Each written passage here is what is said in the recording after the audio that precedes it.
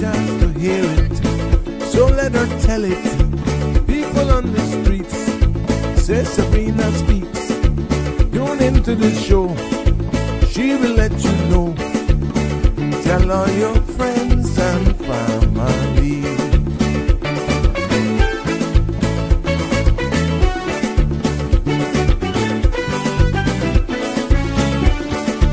Real talk is no joke. You get the news straight up from grassroots and concerns. You will hear some people gone. So tell all your friends to tune in to Good evening, Cayman. I'm Sabrina Turner, and welcome to Sabrina Speaks, your daily dose of clarity, truth, and community insights. Every weekday from 5 to 6:30 p.m., we're tackling the issues that affect you, from national headlines to grassroots concerns. Whether you're in traffic or winding down your day, this is your chance to hear it straight and speak your truth. So buckle up, Cayman. We're not holding back. This is the show. We gotta let you know. Now we got to go.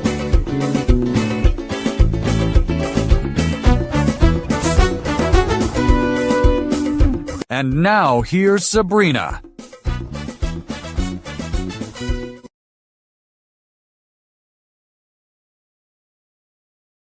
Is hearing me this evening, and we don't have a repeat of what was happening yesterday. Good evening, Miss Barbara. I see you. Welcome to another episode of the Sabrina Speaks. Yes, we are Voices of the Islands, Conversations for the World, the podcast where voices rise, stories unfold, and inspiration takes center stage. Now, this evening, I'm quite sure you have seen the promo, but we're going to take we got a special episode here line up for you. And this is a special one because we're going to be taking a closer look at the verdict in the trial surrounding the death of a toddler, Elicity Powell. After days of deliberations, the jury found the defendant not guilty for murder or manslaughter, returning a guilty verdict only for the charge of abduction. Now, sentencing, as we know it, will be set for later this date, and I'll be joined later on in the show by our very own Sandra Hill, and also joining me is you got two co-hosts this evening. We'll be joined by Alfred as well as we unpack the outcomes and what this means for the community and the wider conversation around justice. So we will be joined later on. This is going to be a different episode. We are hoping that we could have some maybe have some family members as well joining us on this special episode of Sabrina Speaks. So I want to thank you and welcome you all for joining me on this show this evening. I'm your host, Sabrina Turner, and it's good to be here with you, and welcome back. Now, like I said, it's always good to bring you this episode or Sabrina Speaks here. And this is going to be taking a different twist here as we're accustomed to here on our Friday episode. But please note that the number to join in on the conversation is 936-8255. And I must let you know that the views expressed by callers, guests, and online commenters are their own and not those of Bridge Media Limited, its affiliates, the Sabrina Speaks Show, or the host. This program is for general information only and not a substitute for legal, medical, financial, or professional advice. Now, all participants are reminded to speak responsibly and respectfully. Any content that is defamatory, discriminatory, unlawful, or harmful is strictly prohibited and will not be endorsed or tolerated. Now, however, you're streaming us live from this evening or tuning in, continued participation by listening and viewing implies acceptance of this disclaimer. Like I said, 936-8255 is the number to join in on the conversation. You can also feel free to send me a WhatsApp. I will keep you anonymous here. Make sure you continue to like, share, and follow the page with your friends and family. So one, you're always notified, and two, you're never missing an episode of Sabrina Speaks as we continue here to build this space one episode at a time. For all of you newcomers, welcome. Please, so you don't get lost and you're liking the content, you like how we're holding the show down here for you, please follow us. And if you're on YouTube, subscribe and give us a thumbs up so that you're always notified. Before we go into my guests or co-hosts that will be joining us this evening, let's take a look at this evening's weather forecast, and we'll do a shortened segment of the news as well for today, because we are going to switch gears this afternoon, as I alluded to earlier on, and speak about this case. The compliments of our friends there at the Cayman Islands National Weather Service. Let's take a look at the forecast for this evening and into tomorrow. The synopsis is calling for showers that will linger near the Cayman area early tonight as a tropical wave continues to drift over the Western Caribbean. Now, drier and more settled conditions are expected throughout the weekend, with little in the way of shower activity as a weak plume of Saharan dust trails around the periphery of a high-pressured system. Now, marine conditions are expected to begin to gradually deteriorate and are expected to remain occasionally rough this weekend as the pressure gradient begins to increase over the Northwest Caribbean. Radar imagery shows widely scattered showers mostly south and west of the Cayman area that is moving westwards. The forecast for tonight is calling for partly cloudy skies with slight haze and a 30% chance of showers with possible thunder. Temperatures will fall to the low 80s and winds will be east to northeast 10 to 15 knots. Seas will be moderate with wave heights of 3 to 5 feet. Tomorrow's forecast is calling for mostly fair skies with slight haze and a 20% chance of showers. Temperatures will raise near the low to mid 90s with a heat index of 108 degrees Fahrenheit.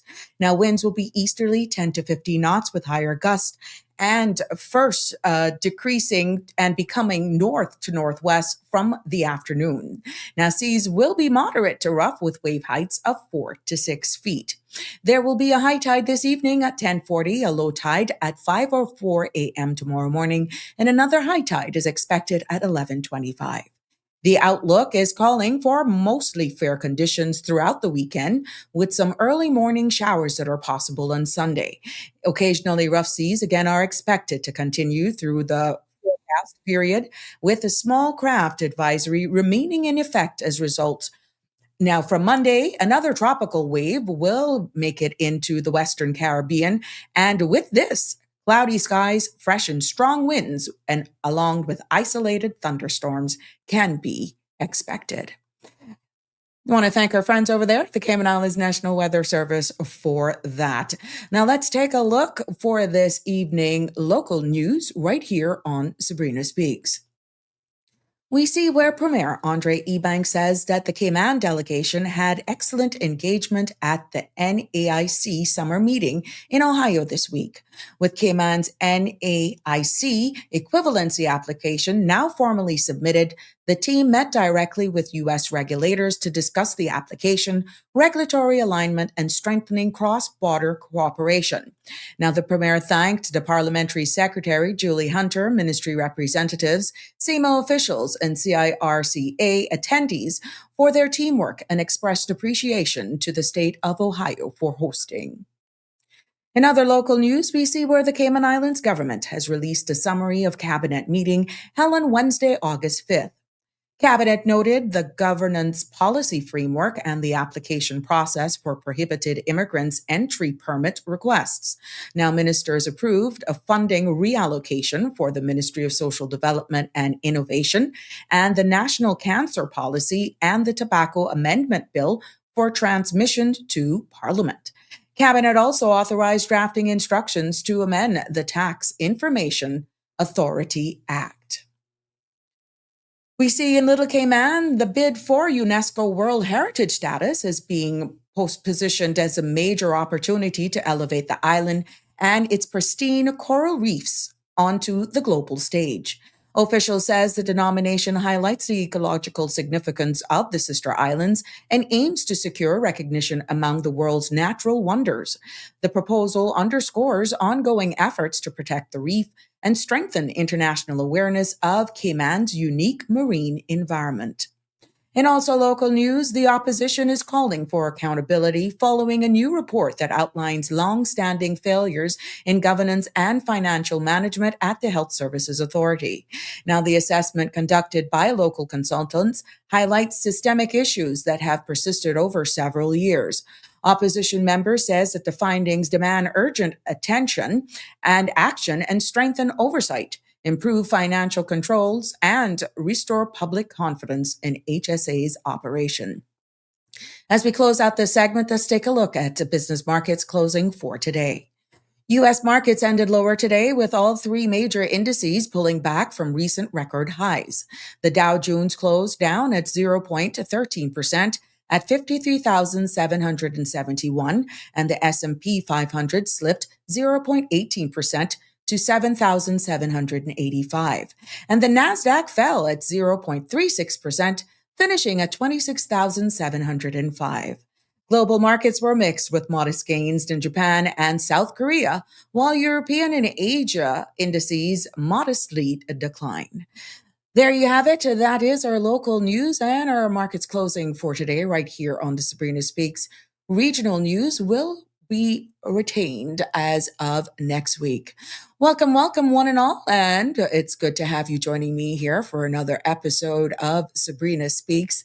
It is a Friday evening. Normally it's Free Flow Friday here on the Sabrina Speaks platform, but this evening is a special episode that will be surrounding around 5:30, surrounding a verdict of a case that has shook the nation.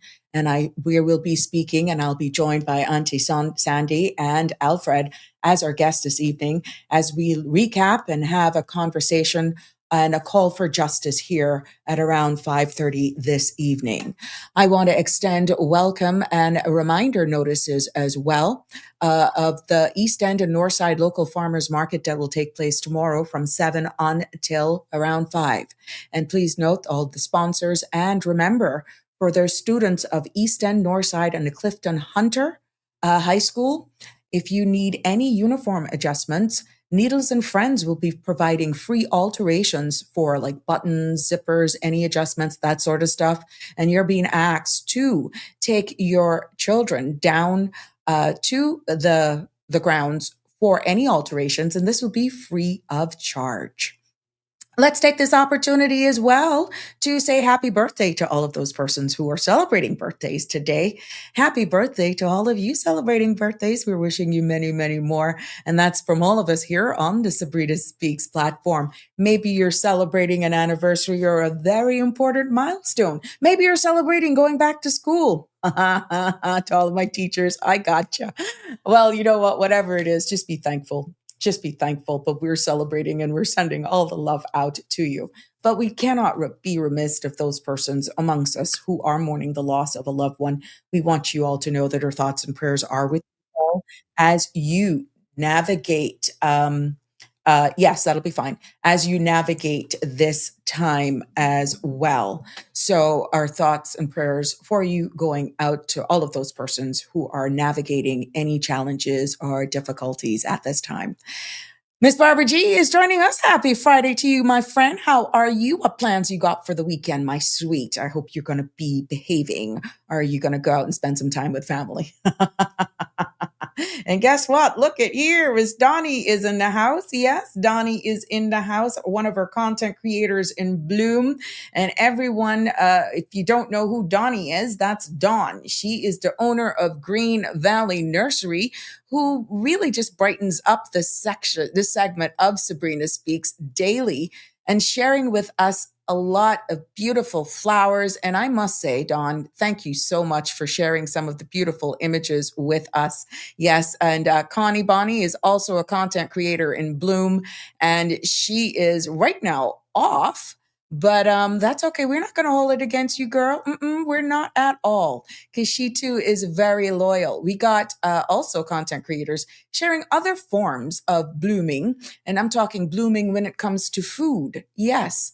We have some tantalizing dishes here that is being shared this evening to definitely tease your palate. And maybe you will hear where and what it was and all that good stuff here. But we just want to acknowledge all of you and thank you all for continuously showing up here and you are greatly appreciated. But please, the number to join us if you want to comment and join in on the live is 936-8255. That's the number to be a part of the lively discussion, because we always, you know how we do it here. There's always something to learn and definitely something to take away. Yes. So I see where Aliano is in the house. Happy Friday to you, my friend. No Jerry Springer Beach for you today? Oh my goodness, Aliano. Oh Lord. He's also saying, I'm vexed. No justice for that beautiful soul. We're going to hear more. We're going to hear more. Just make sure you share the link, share the live. And we're going to be hearing more about this as well. Be joined by my two guests, and we could probably have some family members as well weighing in on this. Nathan Adolphus, good evening to you as well. Welcome, welcome, welcome. Aliano is saying the mother needs to come forward. Andrew is weighing in. Good evening to you as well. Happy Friday, my friend. Connie Bonnie is in a different time zone, staying up late with us because where you're at, it's 11:19. Good night to you and to my friends in Australia. I saw your message. Oh my gosh. Yeah, you guys are a whole day ahead of us. And yeah, we're all over the world. Thank you for your loyalty. Thank you for streaming with us. And every day from Monday to Friday from 5 until 7, Sabrina Speaks is here. Yes, and good evening to you as well. I'm seeing you guys got I think this is your last heat wave over there in the UK.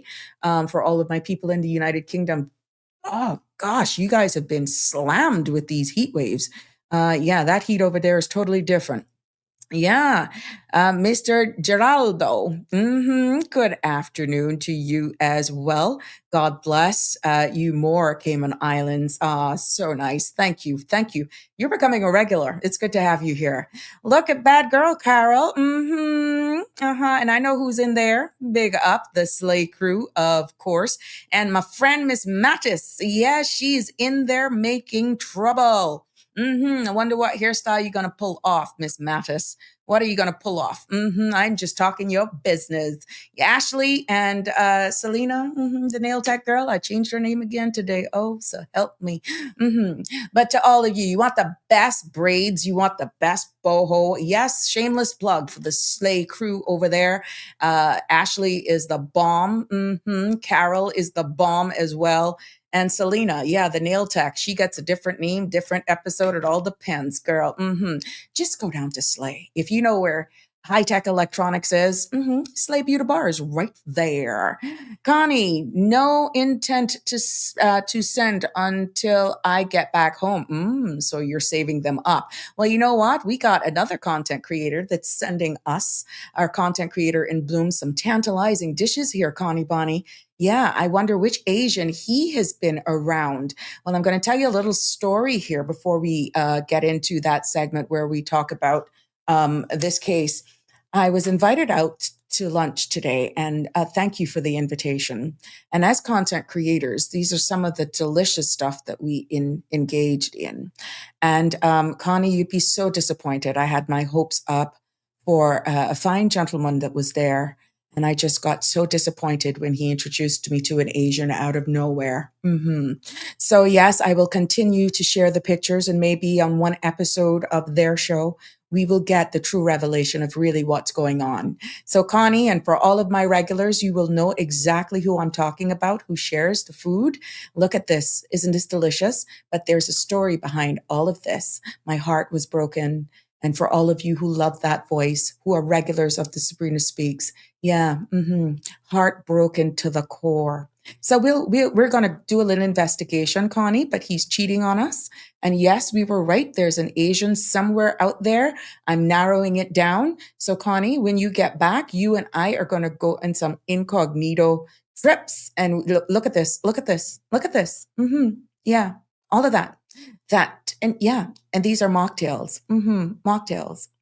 Yeah. So what he did, you can't blame him though, Akani, and for all of the regulars of Sabrina Speaks, he made sure that my stomach was nice and full so that when the big reveal happened, at least I didn't have it on an empty stomach.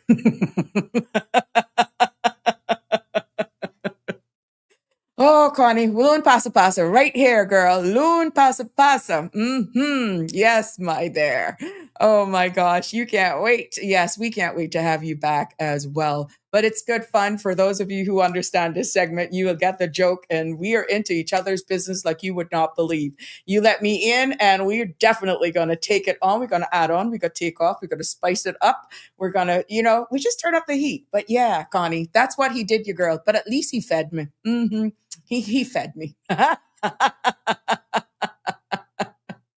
Oh, who's celebrating a birthday? Oh, Tika is celebrating a birthday. Happy birthday to you, Tika, and many, many more to your team down there. I hope they're treating you well here on your birthday. The owner of Slay Beauty Bar. Yeah, look at that. All that delicious. Yeah, yeah, yeah. There we go. Ready? So, we into the pasa pasa. So I got one of my guests that are joining us. I got the other one too, just lurking in the background. So we're going to get some more of that information and we're going to share it with you. Let's see. Let me pull you in the back. Yep. Yeah. Pull you in. There we go. So, yeah, make sure you share the link in the live so that we can get in on this. And yes, I can only see them through the cameras. Oh, okay. That's okay. That's fine. You'll be back here.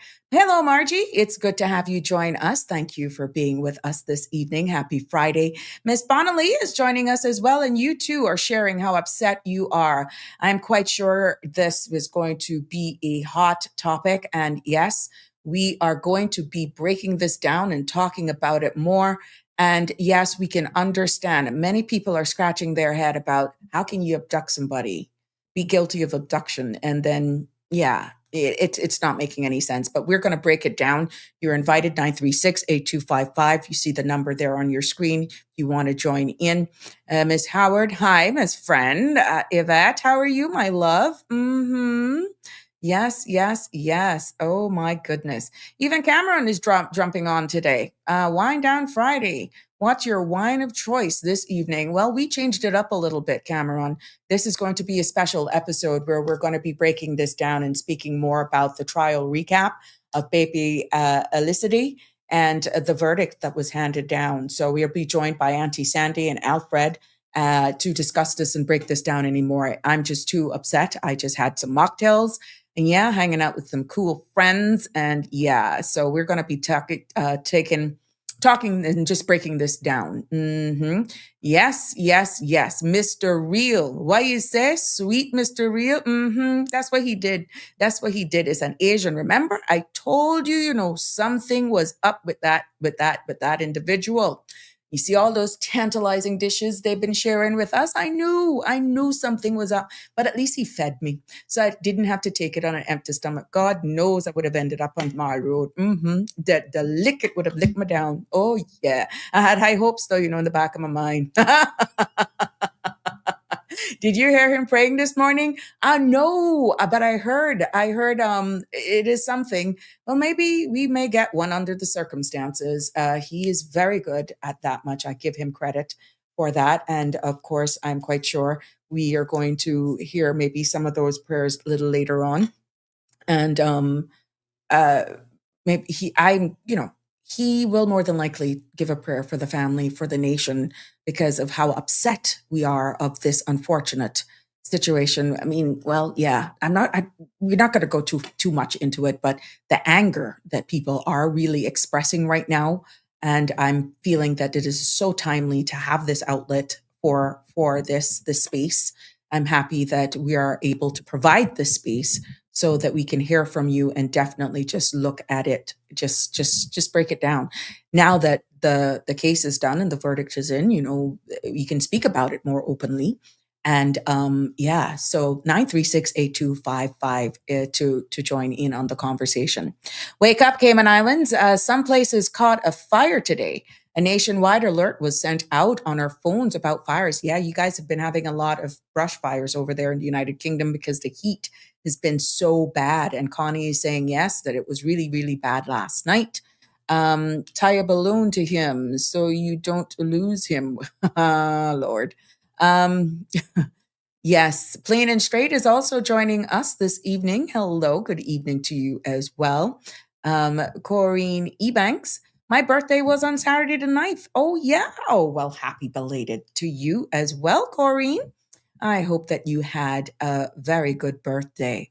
Yes, I know other people are expressing how sad they are of this verdict. Some are sad, some are really, really upset. And I can understand it. I think we all are just very disappointed verdict. But it says a lot as well when you have a juror, when juries are deciding cases. It is what it is. But I've never, I haven't had that opportunity locally to serve, but I've served as juror before, and it's quite because of my job. I was a law enforcement person in an immigration, and you don't normally get chosen. So yeah, but for those who have gone through this, the importance of a jury that, yeah. Ah, um, at lunch today, one of the individuals says, you're only as strong as your weakest juror in this case. You know that saying, you're only as strong as your weakest link. So yeah, if it's not unanimous, then oh my goodness. And we could break that down as well for what this means. Yeah, so the conversations that ensued was quite interesting. And that is why we are happy that we can provide this. And I said, break it down here for you. Connie is saying, Lisa, good evening to you as well. Happy Friday. My heart is broken for the little girl's verdict. You and so many more, Miss Lisa. Let's stick and stay with us and share the link as well. Let's see exactly what we're going to break down here. Yes. Yes, Connie. You're so right. This makes Kim and Brack 0 out of 3 unsolved murders. And that's another thing. That is another thing that we have to talk about as well. In general, what's going on? Is it case file management? Is it evidence? Is it how it's presented? Well, you're in the right place this evening. You're in the right place this evening, and we're going to break it down to you. Nathan Adolphus, so who will get charged for murder? Very interesting question. Very, very interesting question. Is this means the whole case is done? Are there other persons that could be, we don't know. At this stage of the game, there could be an ongoing thing, maybe other evidence. We're going to break it down. Just stick with us, Adolphus. You may actually get the answer to that question from our guests and persons who are legal minded and have some idea of how it works. So yeah, stick and stay with us here this evening. Yeah, Wembley was on fire, and we've been getting alerts and warnings. No barbecues, it's too hot. And I see where the Prime Minister has temporarily banned barbecues, grills. So, yeah, I saw that. Now, guess if we're ready, just give me a thumbs up and I will let you in. But welcome, one and all to the Sabrina Speaks show right here. I'm your host, Sabrina. And like I said, normally, this show is free flowing, light and airy, but that is not the feeling over the Cayman Islands today. And what I'm talking about is the verdict is in, and whether or not justice has been served based on this latest verdict. And we're going to be having this special episode that takes a closer look at the verdict in the trial surrounding the death of Little Miss Powell. Sorry here. And this is after days of deliberations. Actually, your people were at the edge of their seats. The whole island was like holding their breath. The jury found the defendant not guilty for murder or manslaughter and returning a verdict only for the charge of abduction. Now, at this point in time, we don't know what the sentencing will be like. That will be taking place at a later date. But you're in the right place. We're going to break it down, and you're free to call in and join in the conversation because I'll be joined by Auntie Sandy and Alfred as well, who will be joining me in the virtual studio as well in any moment. So yes. And you know what? Why don't we just turn it to how did we get away with murder? Do it on Kim and Brack? Is that what they're suggesting? I think they're saying that 3 murders right now in Cayman Brack has come to a not guilty verdict is what the person was doing.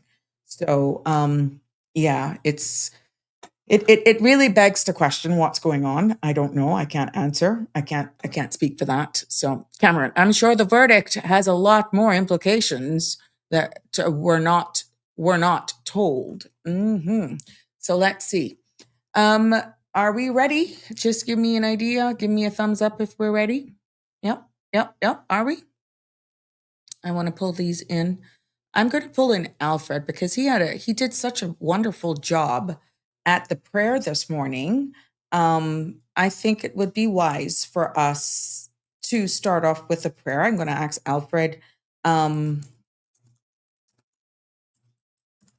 if he can actually start us off with that prayer. I'm going to pull Alfred into the studio here and just make sure that he is with us. Good evening, Alfred.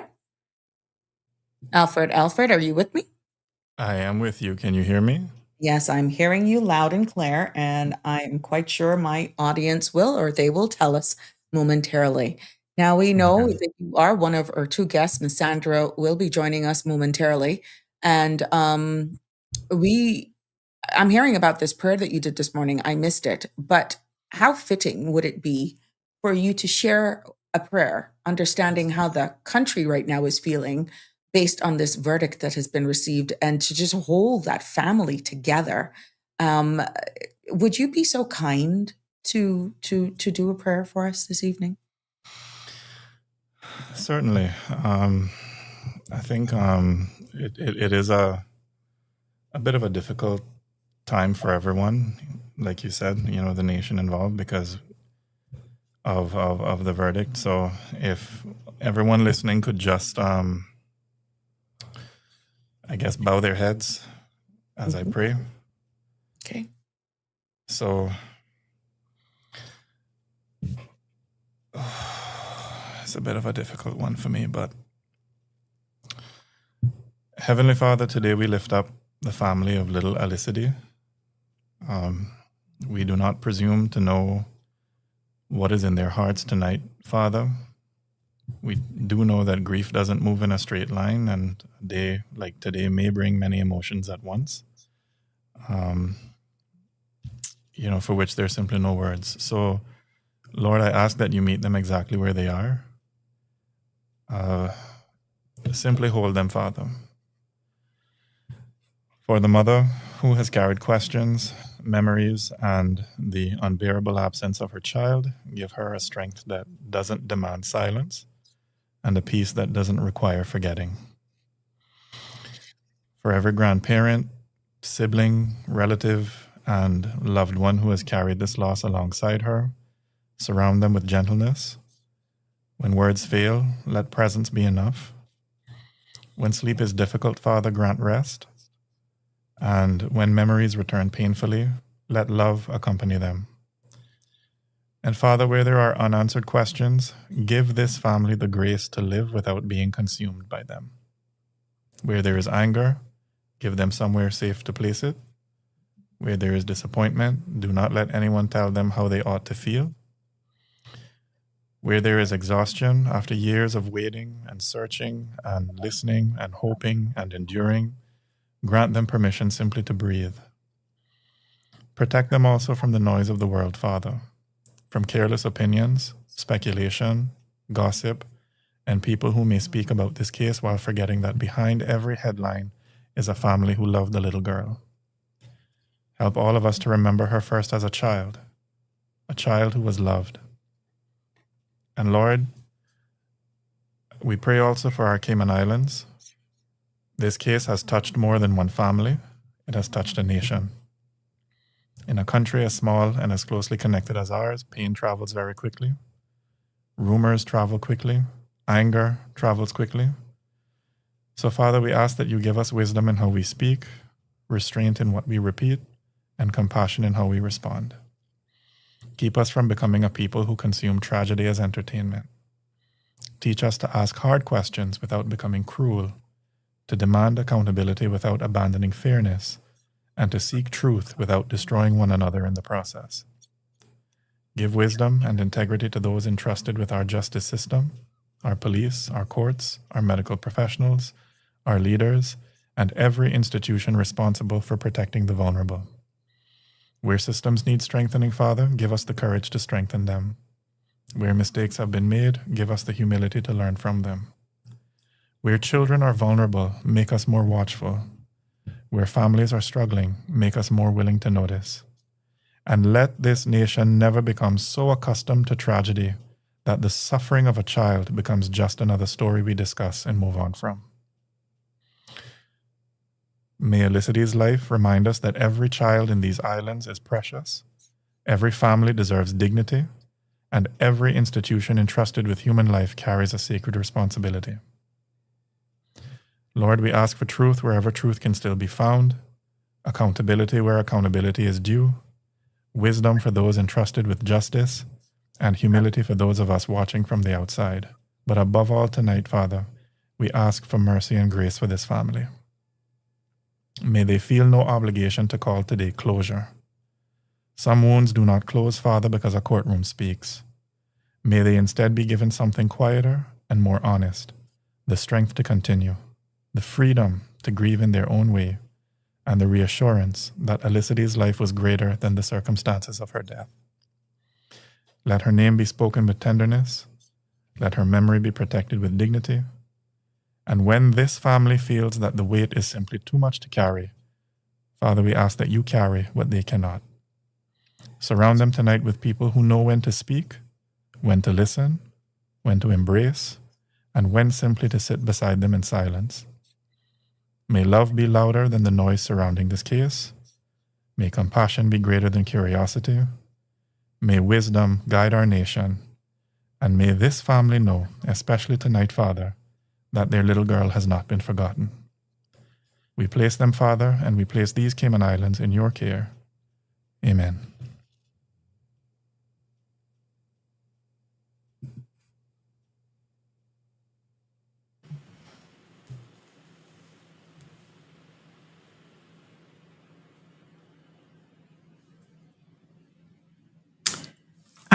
For some reason, I'm not hearing you, Sabrina. Are you speaking? Yeah. Oh, there we go. Yeah. There we go. Yes. Yes. I want to. Thank you so much for that prayer. It was,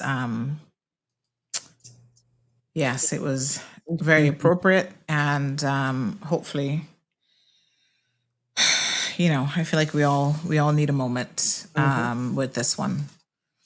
This is a very difficult situation, undoubtedly. Yes. And I think that a lot of us are feeling today that justice has not been served.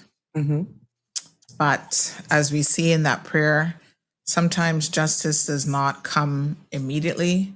Sometimes it takes more time. And I know that it's been a number of years already, but I have a very, very strong belief that no one will get away with what happened to this little girl. And so I think, first of all, I want to just extend my heartfelt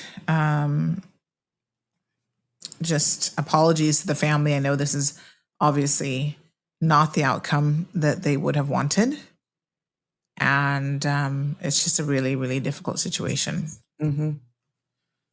But I think part of what we do, Sabrina, is we educate people. There's a lot of people confused this evening with this verdict. They don't understand what transpired here.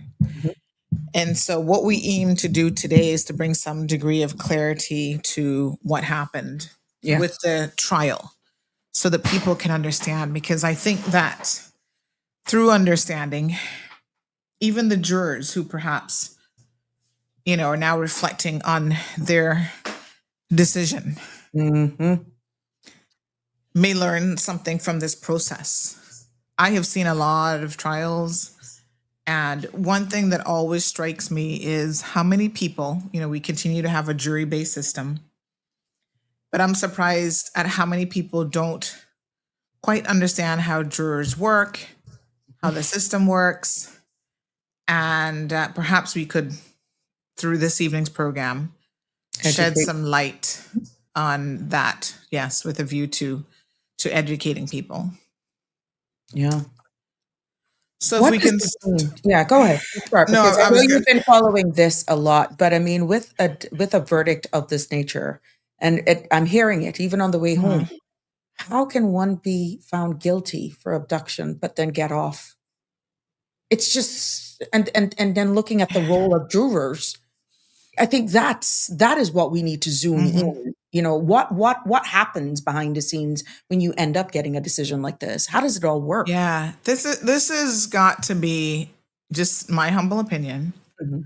one of the most bizarre verdicts I have ever heard of.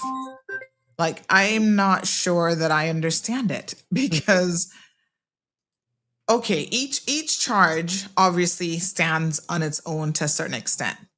So Mhm. yes, there is a legal definition of what abduction means, right?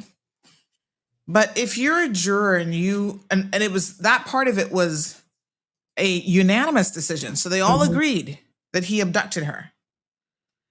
How can you say that he abducted her, but then he didn't have a part in her death? Because that's essentially what this verdict says to me. Mhm. And I don't understand that. Sandra, can I ask, right? Because I mean, I've been on jury duty before, and I've actually been on cases before, and I wanted to ask a question. Because one of the things that we were guided on, when I was a juror on these two particular cases, the judge instructed us, after hearing all of the evidence, said to us that the judge was the authority on the law, and the jury is the authority on the facts. And that as a jury, we can look at all of the evidence, some of the evidence, or none of the evidence. But one thing that stood out to me that the judge said was, if even you have a shred of doubt in your mind, right? Because what I learned from being involved is that the accused is presumed innocent until proven beyond a shadow of a doubt to be Right. guilty. Mhm. The prosecution's job is to clear that doubt up for the jury. Yes. The defense is to put that doubt back into the jury's head, in a sense, right? Because you're there to defend the accused. If you have a shred of doubt, you are supposed to declare not guilty. It's only if you are convinced in your mind, based on the evidence, like I said, all of it, some of it, or none of it, that this person is guilty. Like only then you can declare it guilty. And when you have 12 people that you have to convince, right? So I Yeah. want your input on Let that. me We got a caller on hold. We have one call. Good evening, caller. You're live. Good evening, Sabrina. Good And evening. I see Sandra's joining you Yes, and and more. Alfred. We have two guests Okay. All right. Good co-hosting evening. today. Good evening to Sandra and to Alfred. Good Good evening. evening. First and foremost, I'd like to say that my heart breaks for baby Elicida's grandmother, as her Yes. paternal grandmother, and her father. Yes. I'll start there. And this verdict was no surprise to me because what I saw coming here was one of two things, which was going to be an acquittal or a mistrial. Mm. But with what has happened, now it raises questions for me. Although I wasn't in court, but I was kind of getting, you know, time, how should you say, step by step updates. Mhm. And now correct me if I'm wrong, because I'm about to say something, but I want to make sure I understood this correctly. He was charged with three things, right? Murder, abduction, and what's the term they use for desecrating a dead body? Was that the three charges? No, it was No, murder, in the alternative manslaughter, no, and no. Was he charged with manslaughter also? No, not that's any a alternative after the well, fact. I need to explain that. So that's a legal that needs to be explained. So I'll explain Okay, exactly well, what that is, but that's okay, so let's not go there. Let me say why I brought that up. In the very beginning, and I've been around courthouse enough times, I've been around defense attorneys enough times, I've even been around the accused enough times. So if you are charged with murder, normally they will automatically include the lesser charge of manslaughter. But Mhm. to go straight to murder and not include the lesser charge of manslaughter, you already come across as very arrogant. And especially when you have no evidence to support murder. Based on every question that the jury was posing to the judge, it was very clear they did not believe that he was the person that killed the child. What they believed is that he has knowledge of it, which made him an accessory. That's what their questions were surrounding, the accessory part. I believe that the judge erred in a couple of areas here because when for murder, it has to be unanimous, whether it's guilty or not guilty. And when it is not unanimous, that's a straight mistrial. If there is the lesser charge of manslaughter, then you can go back and deliberate for manslaughter. Now, that only requires a majority split decision, the majority being 9. So 3 can say, I don't agree. If 9 says he's guilty, it's guilty. And then the judge, after the fact, sent them back to consider manslaughter, something he wasn't charged with. So I think there was an error there as well. And then he was then found guilty of abducting the child when no evidence shows he even killed the child. The evidence shows that the child didn't walk there. The evidence shows the child didn't drown. I would say to all of this, first of all, let me say, this is one case. As sad as it might be, and as painful as it might be, the juror got it right, except for the abduction part. They got it right. And they spent the time and not rushing to a judgment based on emotions. And I don't mean just 12 people's emotions island wide. Where the prosecutor botched this case with this person and perhaps for any future justice for baby Elicity is that they only charged him. They should have charged all. Then you would have gotten convictions. They also argued they had cleared and eliminated everyone else. He was the only person that could have done it. Well, I'm sorry, because if I were on that jury, I would have to come to the same conclusion that this jury came to.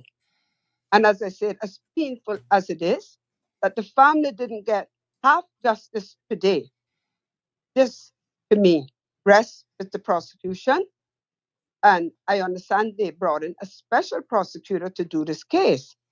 What I am further troubled by is that whether that's the case or not, but worse if it was, that after looking at this case, you didn't ask the question, where are the others? Or you didn't say, you cannot argue that it's only him. It was only possible that it could be him when there are others that the evidence points to by them implicating themselves, lying to the police, obstructing this investigation for 4 years. They've botched this case. All And I, right. Well, thank you. Thank you so much I'm for that. afraid, just a minute, please, Sandra. I am afraid that even if they were to now charge someone else, they can't charge him again because for murder, because double jeopardy is now attached. But even if they charge someone else, the prosecution's argument is now on record and another defense attorney will use those same words to acquit the next accused person. Well, So I want to end where I started. My heart breaks today for his the baby Elizabeth's maternal grandmother and her father. Thank you. Thank you so much for that. Okay, so just a couple things that I want to clarify. I think first of all, we need to do a case snapshot, and then there's some things that need to be explained because some of the things that were just said are actually not factually or legally accurate. And I do think that we owe it to this case to be as accurate as possible. So the verdict came through. This is a grand jury trial for murder. 5 women, 7 men. They obviously found Devin Emmanuel Wright Jr. not guilty of murder, but guilty of abduction of 2-year-old Felicity Powell. And that was delivered earlier this afternoon after roughly about 3 days of deliberation. The trial judge, Justice Emma Peters, Grand Court Judge of the Cayman Islands, I can tell you that she is extremely thorough. And even for the time that I was there and I saw when the questions were coming in during the deliberation and the way in which she consulted both the defense and the prosecution about the correct interpretation and response to those questions, I can tell you that she was setting up, and I said this to the family at the time on, I think that one might have been Wednesday. I said to them, she is making it impossible for whatever the outcome of this is, for this to be appealed on her giving incorrect instructions. Because when it is a jury trial, there's a very limited scope for any real appeals that can potentially happen. I just want to remind your listeners, I am not a lawyer, right? For the sake of clarity, I'm not a lawyer. I do not practice law. I work obviously for Cayman Mall Road in the capacity as a journalist, managing director. I do have a law degree. I've studied specifically criminal law, and I sit in court on occasion to listen to cases. And obviously, both in my studies as well as, writing and research, I do read criminal law decisions in cases all the time. That just still doesn't mean that I'm an expert, and I am certainly, again, not an attorney at law. So I want to keep that in the back of your head. But do I have a little bit of a better understanding than probably the average person when it comes to a lot of legal matters? I would say that would be a fair assessment to make. There were 2 charges. He was indicted on 2 separate counts, murder and abduction. Manslaughter is not a named charge, but it is left as an alternative to the jury. So the jury has it as a permissible alternative verdict to murder, right? And that remains, we can talk about this a little bit later, that remains how this mechanism works when someone is charged with murder. And I'm going to get into those details here in a second. The Crown's case, we have to admit, again, I don't know that I would say that they were negligent as much as sometimes I don't really care for the DPP's office. I think that they did the best with what they had. This is an entirely circumstantial case, meaning there are no eyewitnesses, there's no forensic link, there's no confession, there was no established motive. It is difficult under the best of circumstances to win a case that is wholly considered circumstantial in nature.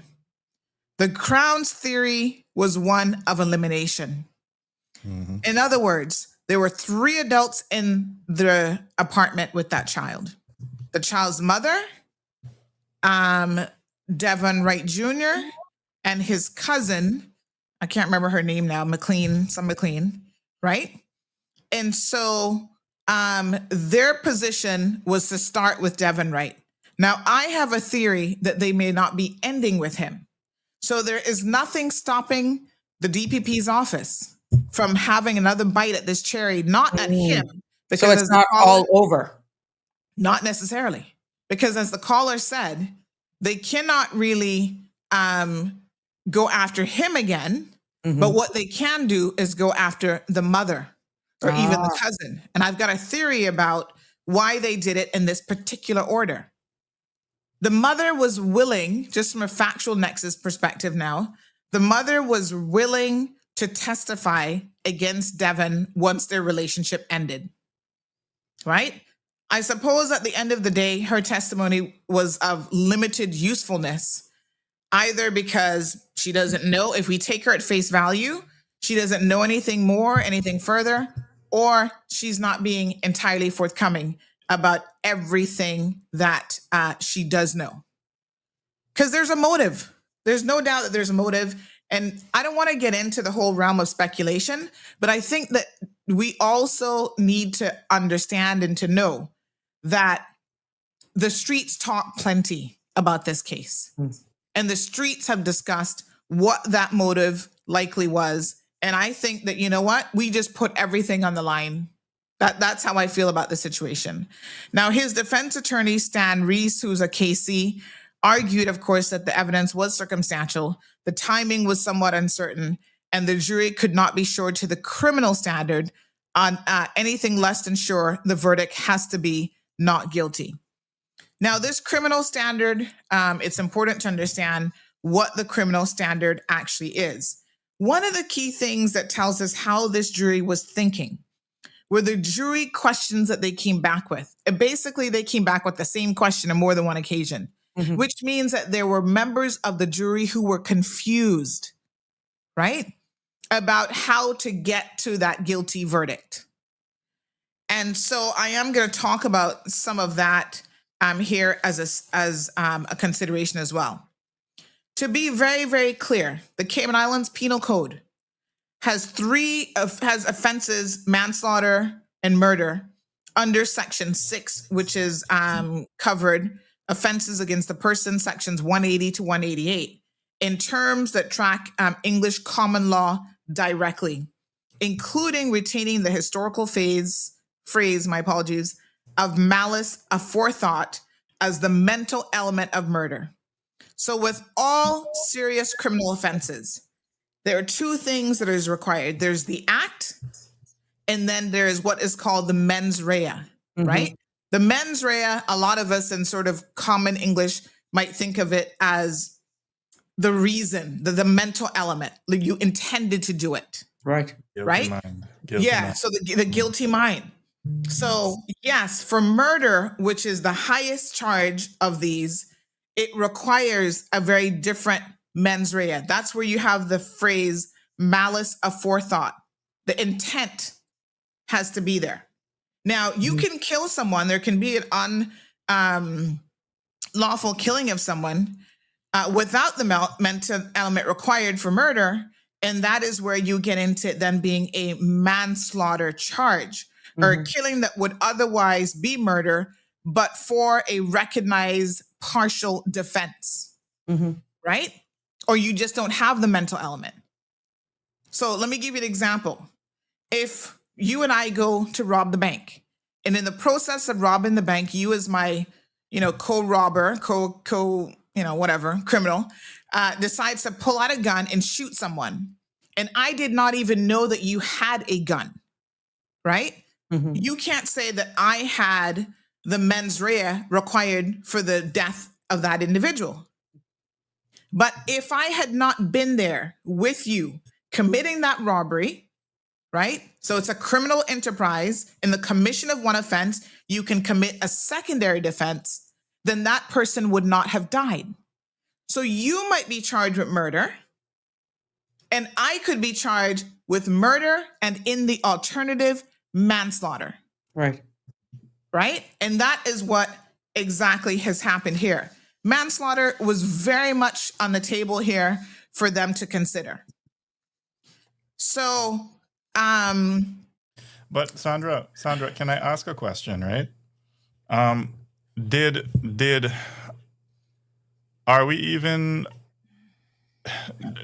Justice Peters give them manslaughter as an alternative? yes. They did. It was fully explained. Yes, absolutely.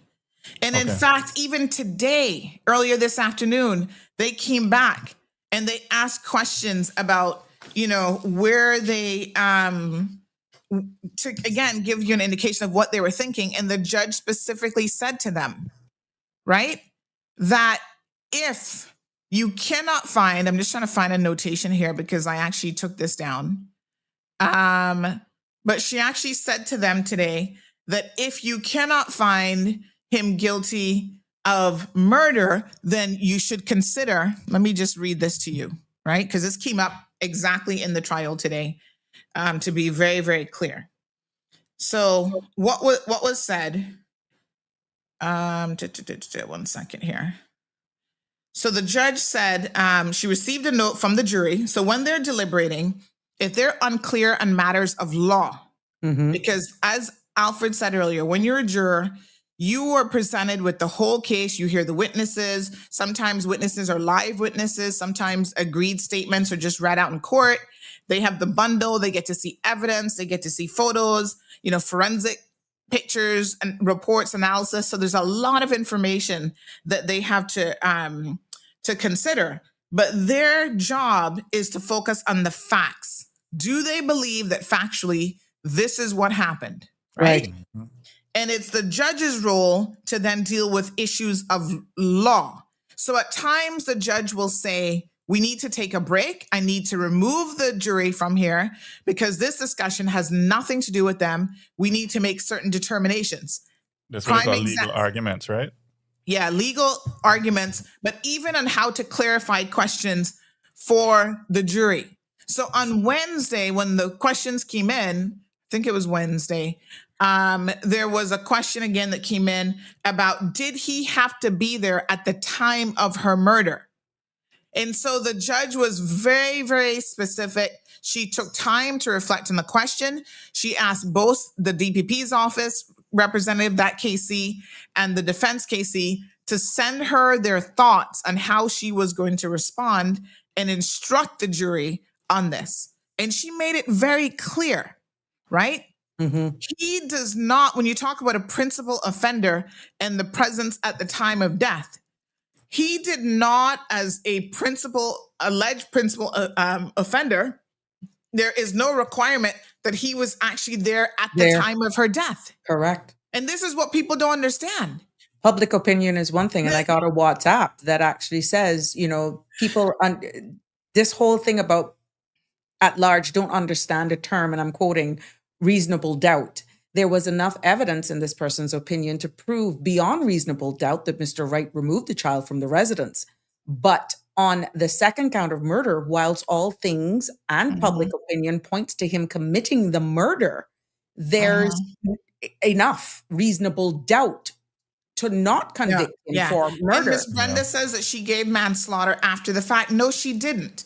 When the jurors, so at the end of a jury trial, the judge sums up, right? She gives them instructions, reminds them of what the offenses are that are being laid against this person, what the indictment says, and then goes through in summary form what the prosecution said and what the defense said.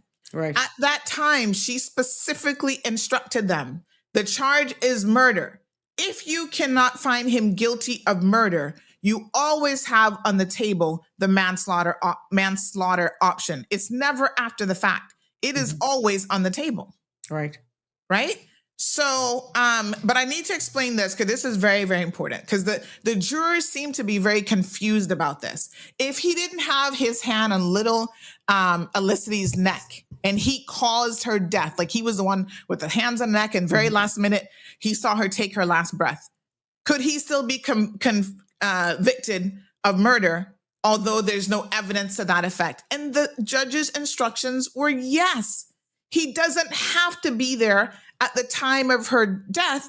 The test is whether or not his actions as a principal were sufficient enough, right, for whoever caused her death. So it could have been, as she explained this in detail, it could have been somebody else that choked the little girl. But if he was there and he was part and parcel of all of that, then that is a high enough test. If you are convinced of that, that is a high enough test to find him guilty of murder. Wow.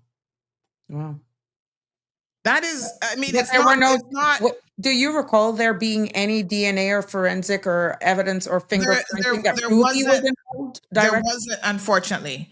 But Okay. the strange thing here is that, you know, how can you then find him? And I understand that obviously they're very separate offenses, but logically, from a logical perspective, it is bizarre that you could say he abducted her, but then what would be the purpose of Purpose abducting the of child? abduction. Yes. Right? So this is where it gets really, really bizarre for me.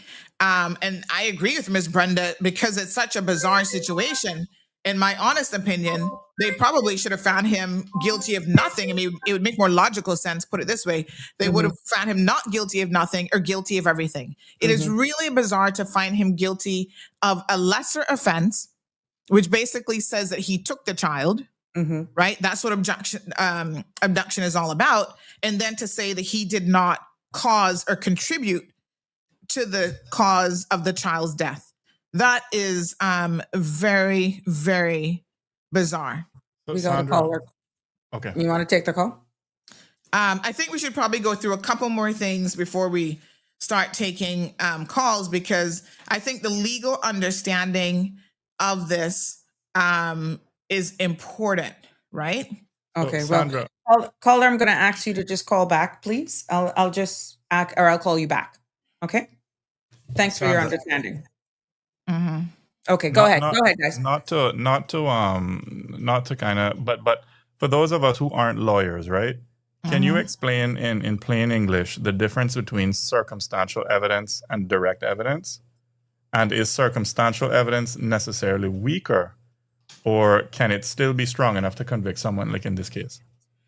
Okay, before I get to that, let me just say this again, right? The questions again that the jurors came back during deliberation speaks to where their mind was. So the question was whether or not he needed to be present at the time of her death, her very last breath.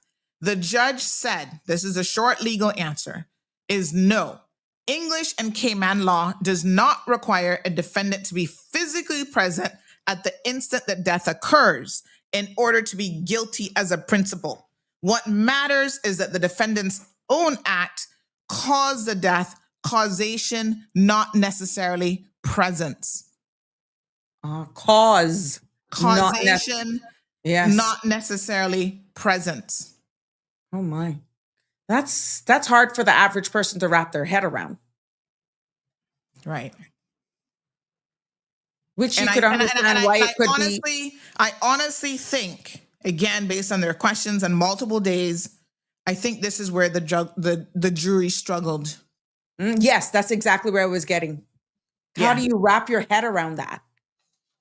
I think that's where they struggled. So do you feel then that was fair, that a fair trial was given? Or if that was where they were hung up on, just for someone not knowing? I think, I mean, I don't know about fair or not fair. I think that jurors and, this is an interesting point, because some years ago, you might remember this, there was a discussion about whether or not we need to do away with the jury system and have judged by a lone trial. I think if this was a judge by a lone trial, the outcome would have been very different. Because the judge doesn't struggle with understanding causation versus presence, right? Someone who has studied law and you've seen enough cases and you've studied enough case law, you get it. You understand, right? Let me give you another example to make it very, very crystal clear. We had a gentleman, and no charges have yet been filed, right? But remember Mr. Christian, who went to the turtle farm? Yes. And he, got his turtle, or he was getting turtle meat, whatever. And an altercation ensued with this guy, and he ended up dying not then. So he was stabbed multiple times.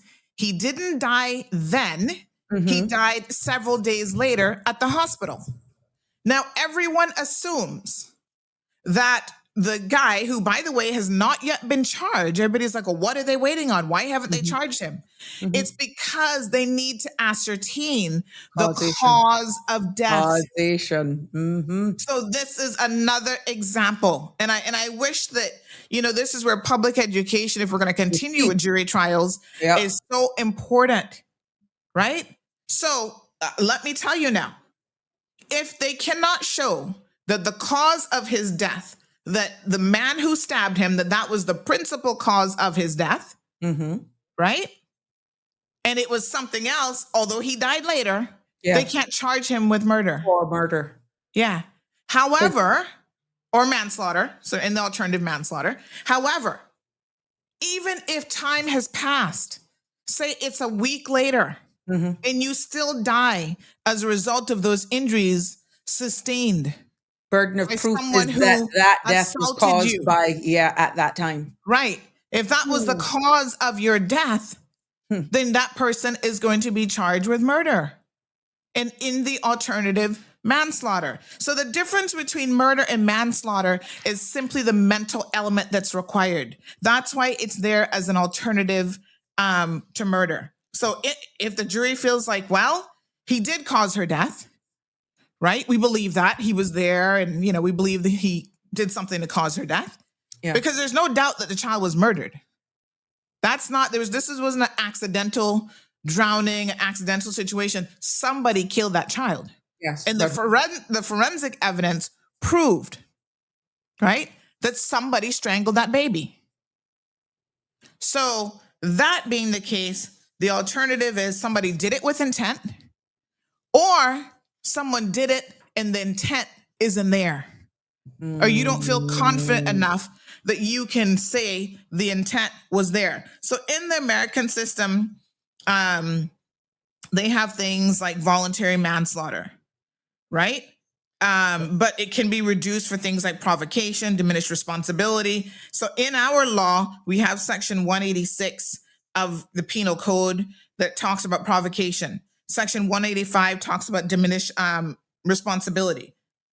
So there are other things that can be there when you're looking at it being a manslaughter offense versus being a murder offense. But the important thing with murder is there has to be an intention to kill or intention to cause really serious, grievous bodily harm that then leads to that individual's death. But Sandra, to that point though, right? Because I don't want to skip past when you were talking about jury trials versus judge-only trials, right? Yeah. Because I know that people are trying to understand, why abduction but not murder? Why not manslaughter? Where exactly was the reasonable doubt? I mean, just based on your explanation and my own experience as a juror, the jury doesn't have to tell us that. No. With a judge alone trial, we'd normally have a written or a reasoned judgment explaining, well, I accept this evidence, I reject this evidence. And you see, despite what, and I know a lot of people at the time were like, no, we have, so jury trials, very American concept. People are like, in Europe and French trials and stuff, it's judges, right? A panel of judges sometimes. But it is really interesting how we have gotten affixed to the jury system because we think that we should be judged by a juror of our peers. But a juror of your peers, who are sometimes not even really your peers, right, may not, and I mean, defense attorneys have their feelings on this in different ways, may not have the requisite understanding, even of the factual nexus, because I said it earlier, the prosecution's case is going to be only as strong as the weakest juror. Yep. And I have seen jurors who lack understanding, basic understanding. I've seen jurors sit there who can't even speak proper English. Sometimes they get excused if it's bad enough. But, the jury pool here in the Cayman Islands is relatively small. Very shallow. It is very, very small. And so the options... Yeah, the options are slim. So I think we do need to have this broader conversation about maybe it is high time that we revise the judicial system and we look at judge alone. Because as Alfred said, with a judge alone, you're going to get a written judgment. You're going to understand his legal reasoning for what he said, right? He's going to make a note of it, write it down. And then you're going to also understand how he or she, as a judge, interpreted the facts. Right. And then that means, because take it from me, I've been there. Once I can see what his logic was and where he was going, I'm like, no, I think he made a mistake. So when I go to appeal it now before the Court of Appeal, they say, yes, we agree with you. Because we can see how he was expressing himself in the written judgment and where he was misguided. And I can speak to specific sections. You don't have any of that with a jury trial. Jurors go in there, they deliberate in private, obviously. We don't know what they were thinking exactly. We can speculate about it, but we have no clue what they were thinking. Once they walk out and it's done, that's it. And that is why it is so difficult to also challenge on appeal a jury decision. Unless you can prove something really wild like jury tampering or something like that, you are not going to be able to appeal a jury decision. And the only other thing that I normally see it appealed on is if the person is found guilty, the defense will challenge what the judge and how the judge explains certain things to them. Because it can be challenged that the judge erred in getting it wrong in terms of the judge's instructions to the jury. But I can tell you that Justice Peters was keeping it very tight on purpose. So before she responded to any of the jury questions, she consulted the defense. She consulted the prosecution. They went away. They drafted and exchanged email correspondence. Then in open court, because this process is supposed to be transparent, she asked them, okay, what are your oral arguments on this? If you have any objections to me changing it, removing this word under section 4, doing this, doing that. And they gave her their real-time feedback. And she would make the adjustments and say, are you in agreement that that properly answers or explains the question that the jurors have? And they all agreed, yes, we are. That's because she was closing, and this is what good judges obviously do, she was closing the possibility of anyone being able to appeal on the basis that she got the instructions incorrect. Okay. Yeah, but let me go back to a question that Alfred asked, because I think it's a really important question, where he talked about circumstantial evidence, right? So in trials, we have direct evidence, which is things like testimony, proof that speaks straight to the fact at issue, an eyewitness who saw you do it, a confession, forensic evidence, physically linking the person to the act. Then there's circumstantial evidence, which is basically everything else that falls outside of that. Okay, so circumstantial evidence is evidence of surrounding facts and circumstances from which the jury is asked to infer the fact in issue.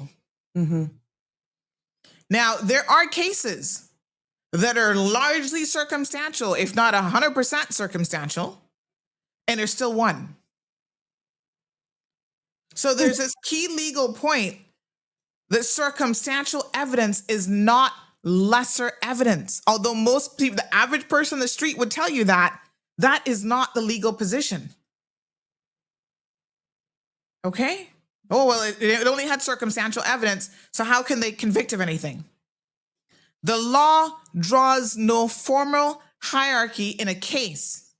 There are cases built entirely on circumstantial evidence that can support a conviction just as safely as one built on direct evidence, provided the standard of proof is met. So the judges will say, when it comes to the standard of proof, that you may draw inferences from proven facts, but an inference must be a reasonable and justified conclusion, not speculation or guesswork. So maybe the big difference with circumstantial evidence is that it works in a cumulative way, right? So individual strands of circumstantial evidence might be weak, like if you just looked at one thing, or ambiguous on their own. But when you put it all together, it paints a much broader or wider understanding of what the case actually is. It's like you have a rope, layman's example. you have strands of the rope, right? Each individual strand on its own is not really all that compelling. So no single strand is going to be strong enough to bear the weight of anything. But when you have it all woven together, the rope holds up. And there's actually a leading authority on this case about circumstantial evidence. It's a 19th century English case called R versus Exile. And it spoke to this very same point. So, Sure.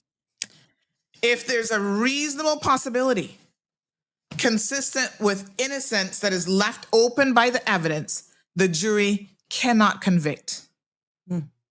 So circumstantial evidence or circumstantial case has to exclude realistic alternative explanations, not just make guilt the more likely explanation. And we understand how this was so grasped national attention with the pool of jurors that we do have being so small. You wanted them to only make their decision based on the facts that was presented and not by assumption or what they think. And this is why. And I'm so happy that you're able to break this down in the way in which you're doing, because like you rightfully say, if some people don't understand, they may have language issues. That is why you would see them being very selective in who they choose to sit on a juror, because And so, both sides want to win. Yeah. And when we see what the Crown did here, right, their case had no direct evidence at all. So there was no eyewitnesses to it. There was no forensic evidence. There was no confession. There was no established motive. I think that, you know, if they had one of those like established motive, we might have gotten a little bit further here. But I also think because it took the jury basically 3 days to come to this decision, it was not a situation where everybody was convinced that the Crown didn't have a case. That clearly is not what happened here.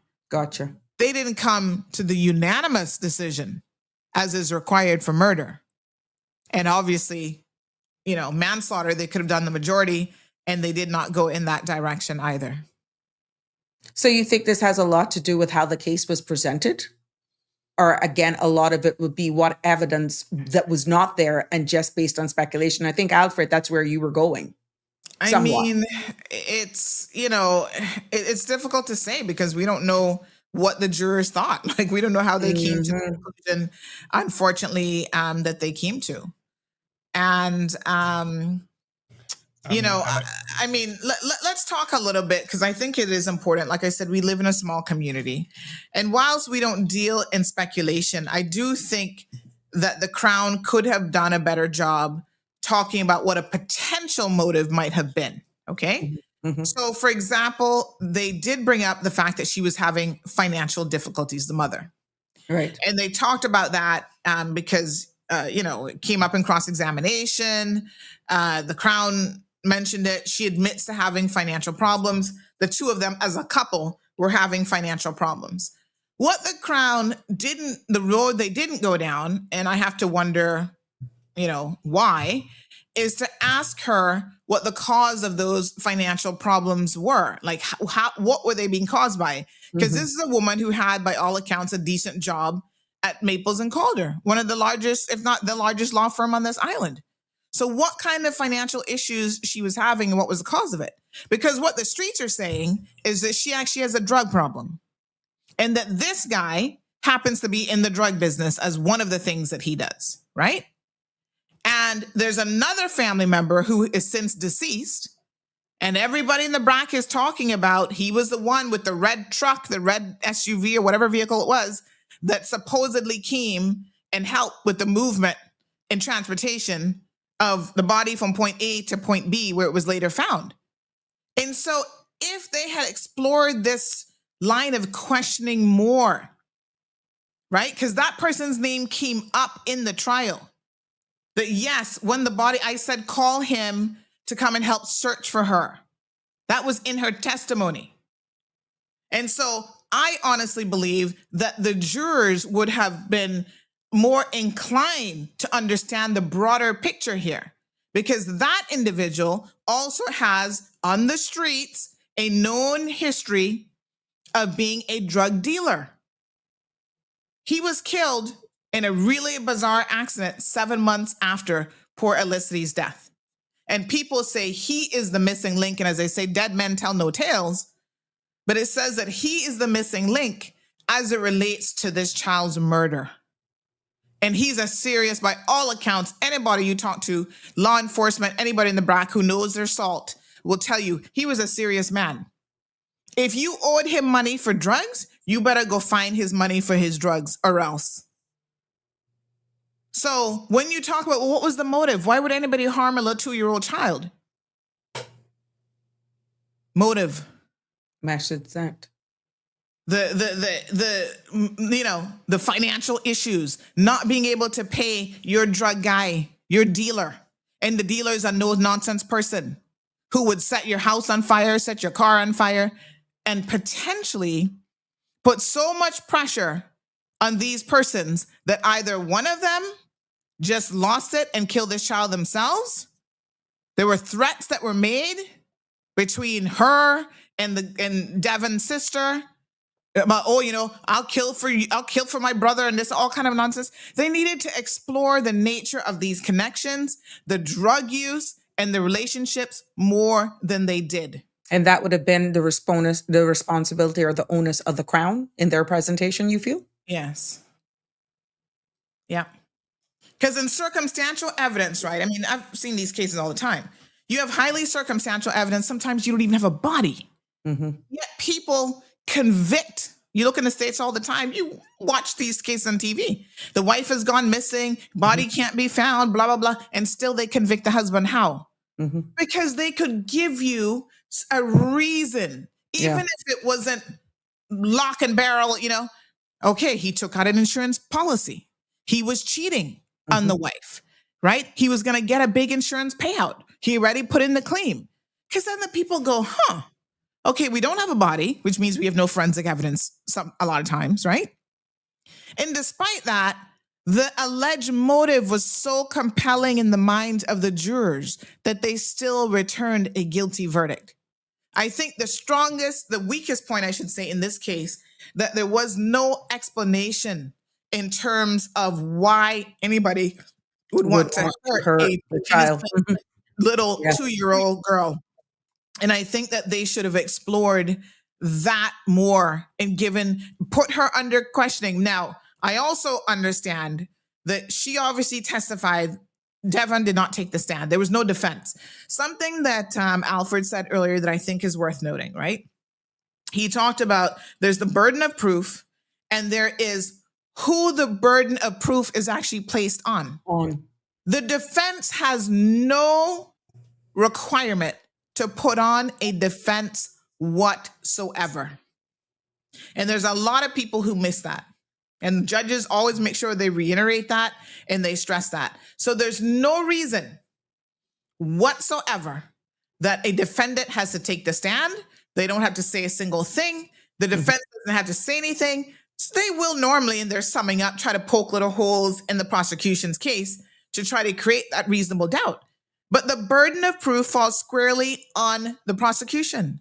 They have to bring the case up to that bar. And if they fail to do so, then there is no case. The defense doesn't have to answer to anything. They don't have to provide an explanation for anything.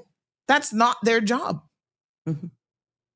So in criminal cases, the prosecution definitely has the more difficult job, if you will. To do, right? Because they got to bring it and they got to bring that evidence, that information, circumstantial or direct, and the burden's on them to that higher standard. And so, that is the difficulty, if you will, of the job that they have. I mean, no one should take it lightly. And I do understand that they had the mother testify against this guy. Now, I see an opening for them, right? And I think probably the strategy, and we don't know this for a fact, so this is just my personal opinion, the strategy of the DPP's office was if they get a conviction, right, then they would go after the mother. So this is almost like a trial run. They use her to testify in the first instance, against the father, but there's nothing stopping them from going after her after this in any event, whether he was found guilty or innocent. But I think that they would have felt more confident in doing so if they'd gotten a guilty conviction. And then maybe if he's like, okay, I'm looking at 30 years, life sentence in prison, maybe I need to just finally break down and tell the truth, the whole truth, and nothing but the truth. So help me God. And everybody who had a part to play in this is now going to be named. And he would have just spilled the beans. Okay. Very interesting. It's the next chapter. They can still go after the mother. After the mother. You keep saying that. And, let's look at the flip side now as what this family could actually be going through right now with this decision. I mean, obviously, it's incredibly difficult for them, no matter what. And even a guilty verdict, they'll feel like there was some justice, but it doesn't bring this poor child back. Exactly. And this family, I want to just give my thoughts to Miss Janet, the paternal grandmother, and all of her family members. They were there every single day. I mean, these people took off of work. They were there showing support. And I do want to say one thing, which the general public, there's a couple of things that the general public and even the jurors would not be aware of. Devin actually is in court again on Monday for another trial. Okay. There was a media restriction on the fact that he also just got convicted in a robbery and was sentenced to 15 years. We couldn't divulge that in our reporting or any way whatsoever because they did not want that to prejudice the current jury in his case. And the court is very, very strict about this sort of thing. So if there are other cases that, he was just found guilty, he was just convicted of, or even that he has other stuff coming up, that is not something they will ever tell a sitting juror. So they don't know, and they didn't know that he was just convicted and got 15 years sentence. For another totally unrelated case. Completely unrelated. And so then they wouldn't also know that the only person that came to court to ever support him was his current girlfriend, and she actually is facing charges for sneaking drugs into the prison to him. They wouldn't know that either. And they wouldn't know that she actually has a no contact order where she used to have no contact with him, but yet she was being permitted to come to court. This is where now the DPP's office is clueless, and the police are obviously clueless because there are officers there in the court, right? How can you have someone with a no contact order, but yet they're able to come in court and have some degree of contact with him in court? Even blowing each other kisses and stuff like this during, as he enters the court. Oh. Wow. So what's the definition of a no contact order? Does that go away just because it's in a court? I wouldn't think so. That's contact, isn't it? Yeah, in every sense. But unless it's because you're in the courts on that grounds. I mean, I would love to get that. Make that explained. To me, no contact means no contact. It means no phone calls. It means you don't go in a space where you'd be able to see the person, communicate with the person, sign language, blowing kisses. That's contact.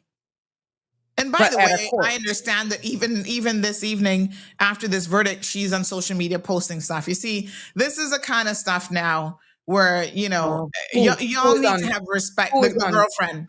Oh, okay. This is now where people need to have respect, regardless of where you are on this. If you believe that he did it, if you think maybe he didn't do it, maybe it was the mother, whatever. There's certain things that you just don't do. You just don't go on social media and start posting stuff about this like he has won some big, thing here. I mean, this is just crazy. Now, there is one point of clarification. I mentioned this person who died 7 months later and allegedly was a known drug dealer in Cameron Brack, et cetera, et cetera. Someone says the third person in that house is actually his daughter. And she was named because she's been arrested. She hasn't yet been charged, Chantel McLean, but she was arrested. And so again, this connection, right? if the DPP's office had made that connection, had explained about this guy who's now deceased, that his daughter was actually the third person in the house that night. You see how it starts to, the thread, that rope starts to make more sense. But they didn't really do any of that. Now, supposedly in the mother's testimony, she was asleep and didn't wake up until there was noise starting to be made about, Alicity is missing. Let's go find her. That sort of thing. This is just crazy. This is just crazy. Well, Alfred, are you weighing in any more on this? And at what point do you want us to? I think you've given sufficient explanation that we could open the lines back. You think? Yeah. So the phone lines are I'm open. just listening. I'm listening because I'm learning as well. Exactly. Like so many of us right here this evening. 936-8255 is the number to call. I know we had a caller and I told them that I would call them back. I don't want to renege on that. So I'll go with the first call. Let's see if they are willing to answer the call. So yeah. But oh my gosh. So this is not the end of this. This could come back up again. See where we got some comments are coming in. Good evening, caller. You are live. Good evening. Hello, Sandra. Hi, good evening. Good evening. We talked about sharing. Don't forget what we spoke about sharing today, okay? I need to bring some kind of lightness to this very serious topic. I actually spoke with Sandra about this earlier today, and the same questions that are being raised now are the same questions that I posed to her, and we are just, I think we're all flabbergasted. But I will say this, and I will not even begin to try to make people believe that I understand what they're going through. I have no idea. And I am so, so, so very sorry to the family of this little girl. Nothing that anybody says, no sentence will ever be enough. It brings a sense of justice, but no sentence, will ever be enough. But speaking to the legal side, the trial, and this whole trial, I am beyond perturbed by the verdict. I am beyond perturbed with what happened. And Sandra, since you covered so much of it, my question is, there's clearly a gap between what happened and proving who did it. Well, the who did it, in terms of the abduction, what we now know is being called the abduction, said Devon Wright is guilty. But in terms of what happened, we know factually that her death was unlawful. We know she was dead before she entered the water. Dead people don't walk. Dead people do not walk. No tails, that's it. Except the evidence that is left behind, on her body, which her young 2-year-old body absolutely gave evidence of. The issue that I have is if it is that the jury, I'm trying to find where the disconnect is, and I guess we can sit here and speculate all day. It was a circumstantial case, like you said. It's no more, no less. We have leading authority for circumstantial cases that have been once slam dunk, including murder cases. But this one was, I looked at the discovery. I don't think that the Crown expounded upon a lot of things that I think could have helped this I think saying very limited is being kind. They had absolutely no evidence. This was who took the cookie from the cookie jar, right? And for me, the verdict would be legally incorrect to say perverse, but it feels perverse. It doesn't feel wrong. It feels like somebody said something wrong that caused this to go wrong. Mm-hmm. Now, Mm-hmm. I absolutely believe in fairness and justice. And if that young man was not guilty, should he have been convicted? Absolutely not. Yeah. Absolutely not. And I will not stay here and say that. And I guess to a degree, there has to be a level of, I don't know if it's respect or kindness or empathy, but a level of understanding more than anything that we can't say that the jury got it wrong. We may not be pleased with the verdict, but we have to know, we have to, well, we see, in my opinion, and I, where I stand, we see how very limited the evidence was. They didn't even have a motive. It was, like I said, it was a who took the cookie from the cookie jar. There were 3 people in the house, and he did it because he was sweaty and he smelled like he was outside. Yeah. That in of itself raises questions for me. That if I think it was just such a heinous crime that we wanted somebody to answer for it. And this kid has got a rap sheet as long as here to Jerusalem. Let's put it on him, because why not? And I am not saying that he is not guilty. Don't get me wrong. I'm just saying it is just so we want a conviction so bad that we're willing to settle for everything.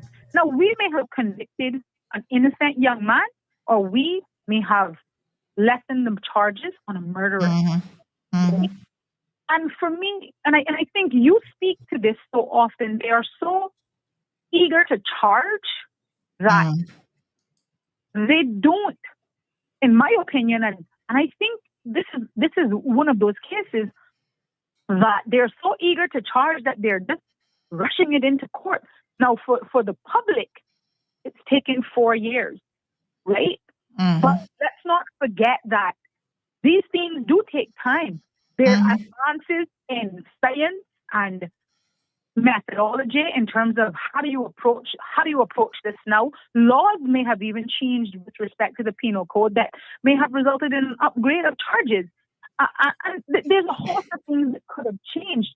And I still stand here today and say, it's a rush to charge. And again, I don't want to ruffle nobody's feathers, but I mean, caller, let's think about this, right? This offense took place in 2022. What year are we in now? 26. 26. I don't think by any standard that's a rush to charge. If you can't build a case in 3 to 4 years, no, they charged them very soon. The case took 4 years. No, they didn't. No. They did not. No, they did not even arrest them until late last year. They didn't charge them. They didn't arrest and charge them after this happened. Just, okay, your opinion. Not a qualified lawyer, you and me working with the same thing. Do you think that the evidence that they had to charge this young man was sufficient, that you believe should have rose to the level of criminality? No, what I want to say, I'm addressing this point that you said they rushed to charge. I don't think that they rushed to charge 3 years later. Okay? No, 3 years is not rushing. 3 years is what she's pointing out. It's not 3 years is not a rush. I hear you. No, I hear you. That 3 years doesn't seem like a rush, but Sandra, 3 years seems like a rush when after 3 years you still have no real evidence. You still have no real evidence. I want to stress again. You can't say that circumstantial evidence is not real evidence. That's where laypersons go wrong, because they don't understand what circumstantial evidence is. You can't say circumstantial evidence isn't real evidence. It's a different type of evidence. Agreed. That does not mean it is not real evidence. But it is the Crown's job to lay out their case. It is not for the And I mean, I agree with that. Like I said, there are people right now who are messaging me saying, "Oh my God, wait a minute, the third person was so and so's daughter," and did it. So they're putting it together, and they're like, "Wow, yeah." Had the jury even known that, that would have made a significant difference. I agree. But what I'm saying is, and forgive me, not that circumstantial evidence is none, but Sandra, what was the circumstantial evidence in this case? That he was present and he was sweaty? Well, I mean, there was only 3 people there. Of what I read, but I mean, I read in part of you know, in the closing arguments that the Crown basically said, you know, his defense attorney basically said what you said. You know, look, you can place him there. So you can place her mother there. There was another person there.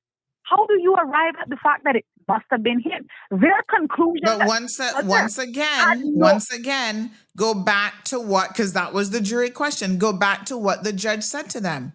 You do not have to prove that it was him specifically that put his hands around her neck and he was there at the presence of her death.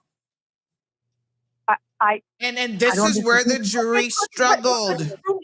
But the thing is this misdirection, poor direction, or bad understanding? Because this makes no sense. Could be a combination of a number of things with the juror based on how the case was presented. I think the jurors just didn't understand it. That's what it's boiling down to. They do not understand how someone can be present or not present and still that causation link is there as a principle. I know they struggled with that because they asked the question at least twice. So they didn't understand it. Mm-hmm. And a case like this turns on a nuance like that very, very easily. Cause a link for the prosecution to break down and explain. That is their job. The defendant doesn't have to prove he didn't do it. You have to prove that he did. No, I understand, but I think they don't understand what the legal principle is about what a principal offender is. Agreed. And again, that is the role of the Crown. What is the role of the Crown? Did anybody win here today? Absolutely not. Absolutely not. Do I think that the Crown went into this thing? I mean, we brought in a whole special case here to try this case. You understand? And it's just sad and unfortunate, but move forward, at least for me, because I'm already at the sentencing phase. Do we have any case law that sets a high sentence for abduction? Do we? Well, I don't think he's going to get as much as what he's serving right now for the robbery, to be honest. Give me 1 second. Let me see if I can find it. But on the abduction offense, again, you know, obviously that stands on its own merits. I think that the average person doesn't understand because that every offense is on its own merit. So the jurors obviously believed that the circumstantial evidence was enough for abduction, but the circumstantial evidence was not enough for murder. And in the minds of most people, I obviously can understand why they would struggle with how the two are not connected. I don't understand how the two, because all of the evidence that, and I'm not sure. I think we said that the mother got her own forensic report that proved that the child was unlawfully killed. Right. So let's just clarify this point, right? The forensic pathologist who testified, and he's again a UK Home Office forensic pathologist, told the Grand Court on the 5th or the 4th around there that the head and neck injuries suffered by this young child, 2-year-old Felicity, were inconsistent with an accident. Dr. Brett Lockyer testified that the pattern and extent of injuries found on the toddler's head could not be explained by any accidental event. So it wasn't a situation where they dropped on her head or she bumped into something. He said the bruising that was present across all areas of the scalp made it highly unlikely that it resulted from a fall or any other accidental cause. And that bruising can only form while the heart is still beating. So it wasn't like she was dead and then, maybe she got bruising on her brain or her neck or whatever. Afterwards, during the movement of the body, that basically does not happen. That's not how the body bruises. And the UK child pathologist, there's another one that basically came to the same findings, or his findings were that she died from asphyxiation caused by compression of the neck. So in layman's terms, something strangled her, or someone strangled her. I've Sandra, merged another caller to the call, but go ahead, Alfred. Just letting Sandra? you know, Siobhan, that there's another caller on with you. Okay, go ahead, Alfred. Sandra, I want to ask you a question, right? Because listening to you speak, right? I mean, I understand what you're saying, and understand what you're saying that the judge said that somebody doesn't necessarily have to be physically present. Is it possible that the jury understood that legal principle but still felt the evidence didn't prove the necessary connection in this particular case? Say that again for me. Sorry. All right. So from listening to what you're saying, right? Listening to what you're saying, because the law is asking ordinary people to think in a way that can feel counterintuitive, right? Most of us naturally think, if you say he killed her, show me that he was there when she was killed, right? But the law can ask a different question. Even if he didn't personally carry out the fatal act, did he intentionally participate in or help bring about the cause of the death, right? Just listening to you speak, I'm saying, is it possible that the jury understood the legal principle but still felt that the evidence didn't prove the necessary connection in this case? It's possible. I don't think that they did, to be honest. Not. I mean, they kept coming back to it. You know what I mean? So I think they simply didn't understand. So there's. I just want to welcome the second caller. So Siobhan, I don't know to give it, for persons, either you join in or you are aware that we have another person on the line. That's fine. That's fine. Caller? Sabrina, actually, it's me again. Andrew just brought up a very great question. I know that Sandra has a different view on it. Respectfully, I disagree with Sandra. I think the jury very much understood the legal instructions that were given to them. What the jury struggled with was the lack of evidence. But this case, after reading everything I've read, listened to everything I've listened to, I forgot to mention this when I called earlier.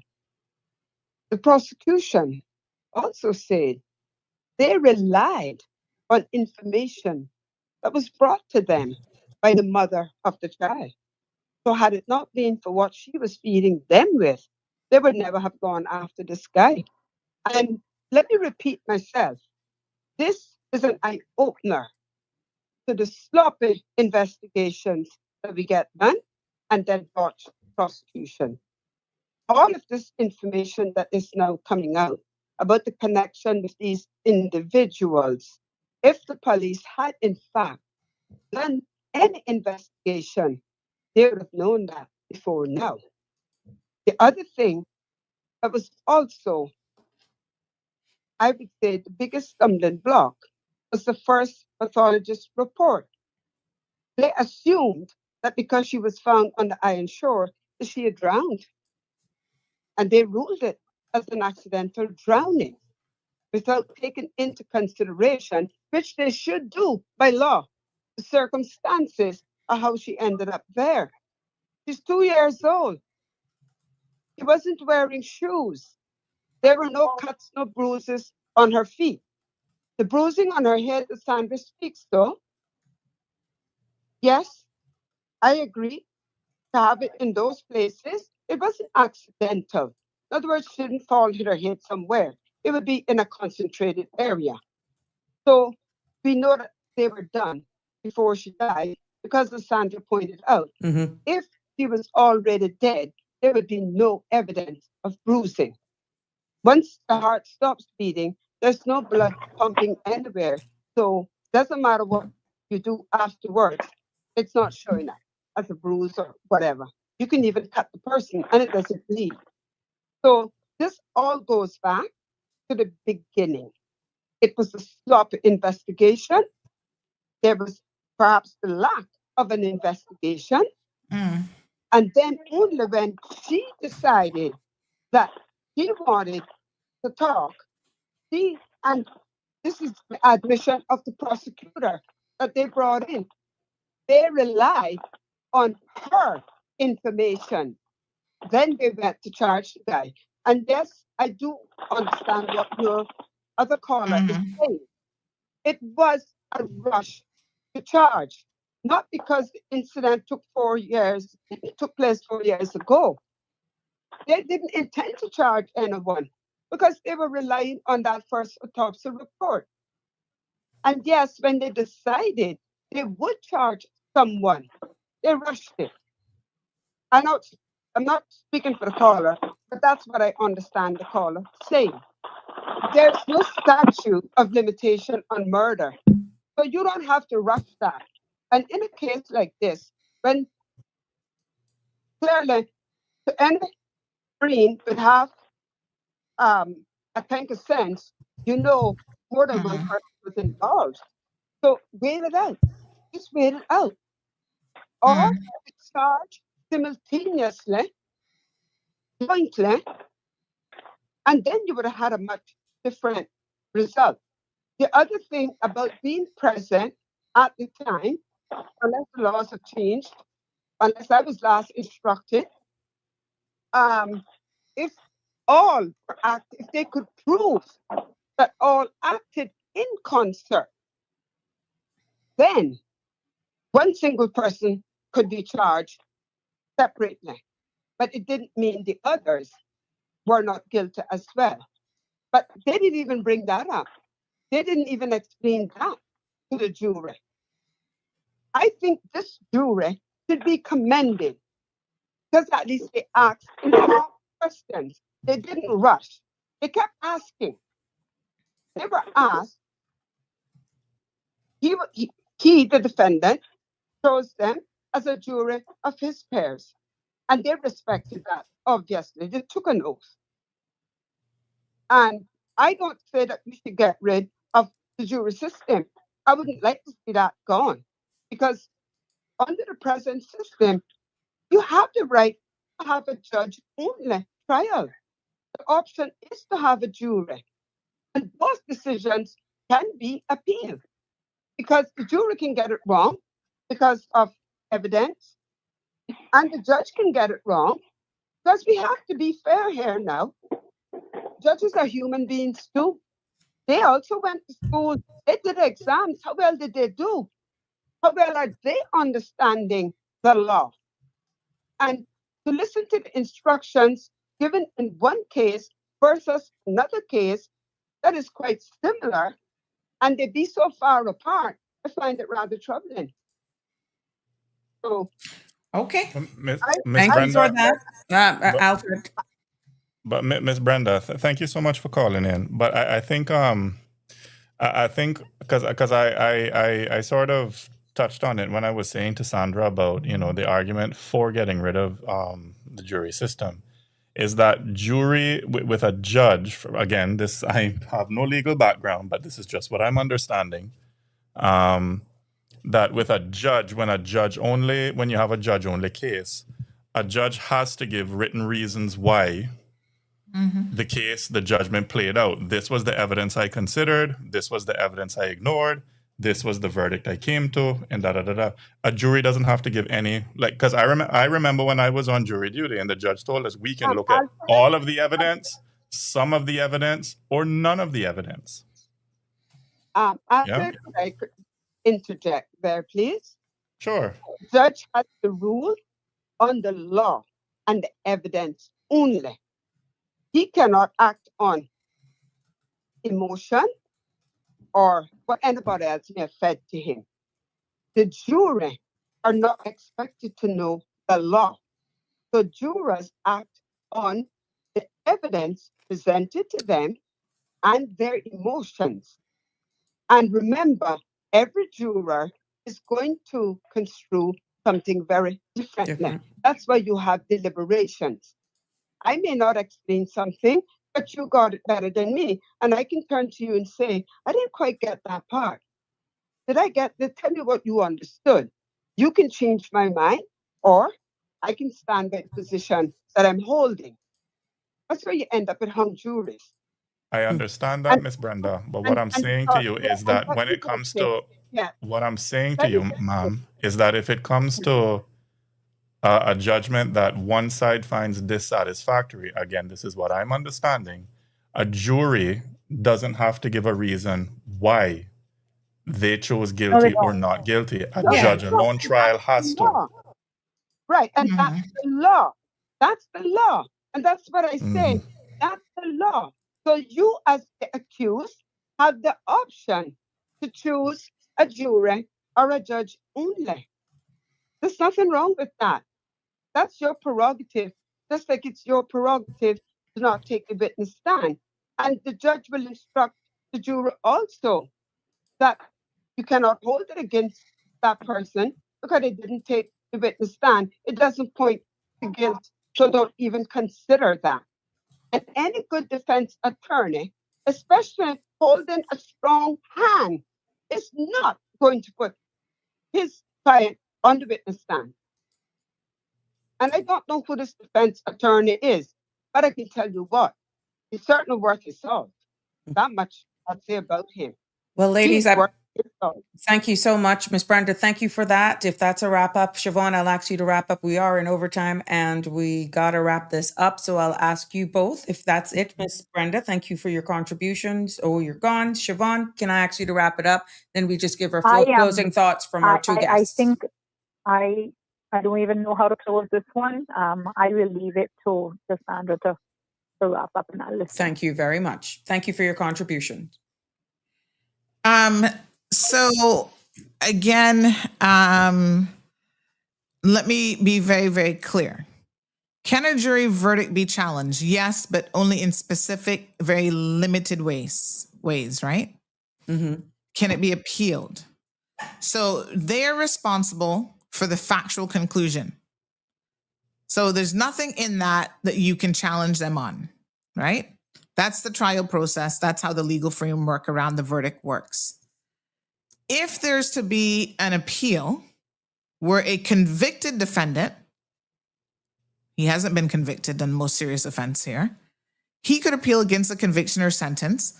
The Crown generally cannot appeal a jury's not guilty verdict. He has what they call a double jeopardy protection. And that is why an acquittal on a murder count, as in this case, is for all practical purposes final.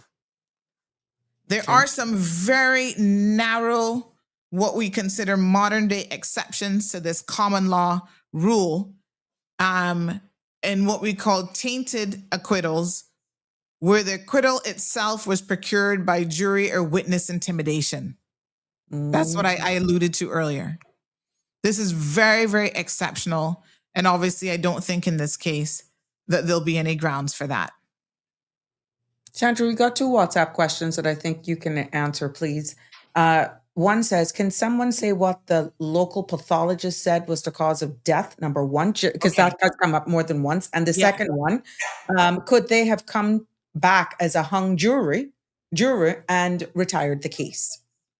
So let's talk about this, because Ms. Brenda did say this and she was right on this point for sure. The local postmortem, I don't know who completed that, right? So this was the original official cause of death, claimed that it was an accidental drowning. In fact, the pathologist took that all the way to the inquest, and that is what was presented to them, and the RCIPS accepted that finding initially. That is true. There are around 32 injuries on the child's body that they assessed as having occurred after death. You've since had 2 experts from overseas who've said that that's not correct.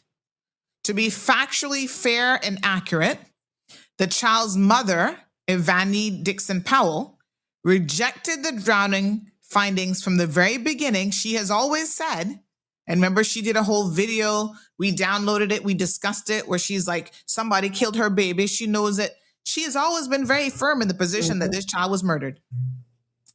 And to me, that speaks volumes. She needs to sit and get on her knees in prayer and really reflect on why she knows the child was murdered. So she engaged and privately funded and commissioned her own U.S. forensic pathologist to re-examine the case. And it was him that came to a different conclusion. And that then pushed the RCIPS to bring in a UK Home Office specialist team, Dr. Brett Lockyer and his colleagues, and they ultimately concluded that the death was not consistent with drowning and was indeed caused by compression of the neck or strangulation. In December of 2024, they reversed the cause of death.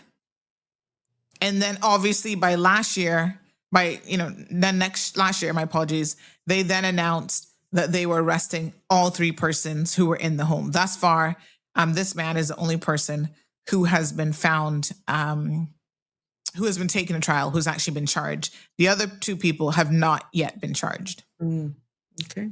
There's one other thing that I think is worth discussing.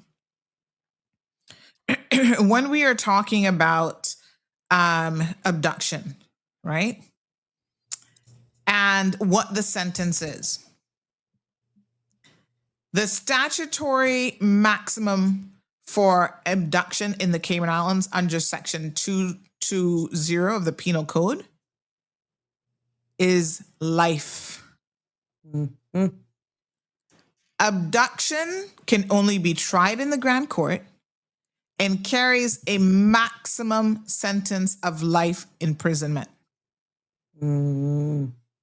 Interesting. Think about that in light of even the decision now that the jurors made. Does it matter if you get him in life imprisonment for murder or life imprisonment for abduction? If life is life, and that is the statutory maximum, he could get life still. Now, it is unusual, albeit, for the maximum to be, typically what you get. Life is the top. Life is the ceiling. That's the maximum. However. And how long is life? At least 30 years, I think. Okay. However, there's several cases here. Again, it's not, abduction is very unusual of an offense. You don't hear about it very often. So there was a 2011 case of Kelly and Webster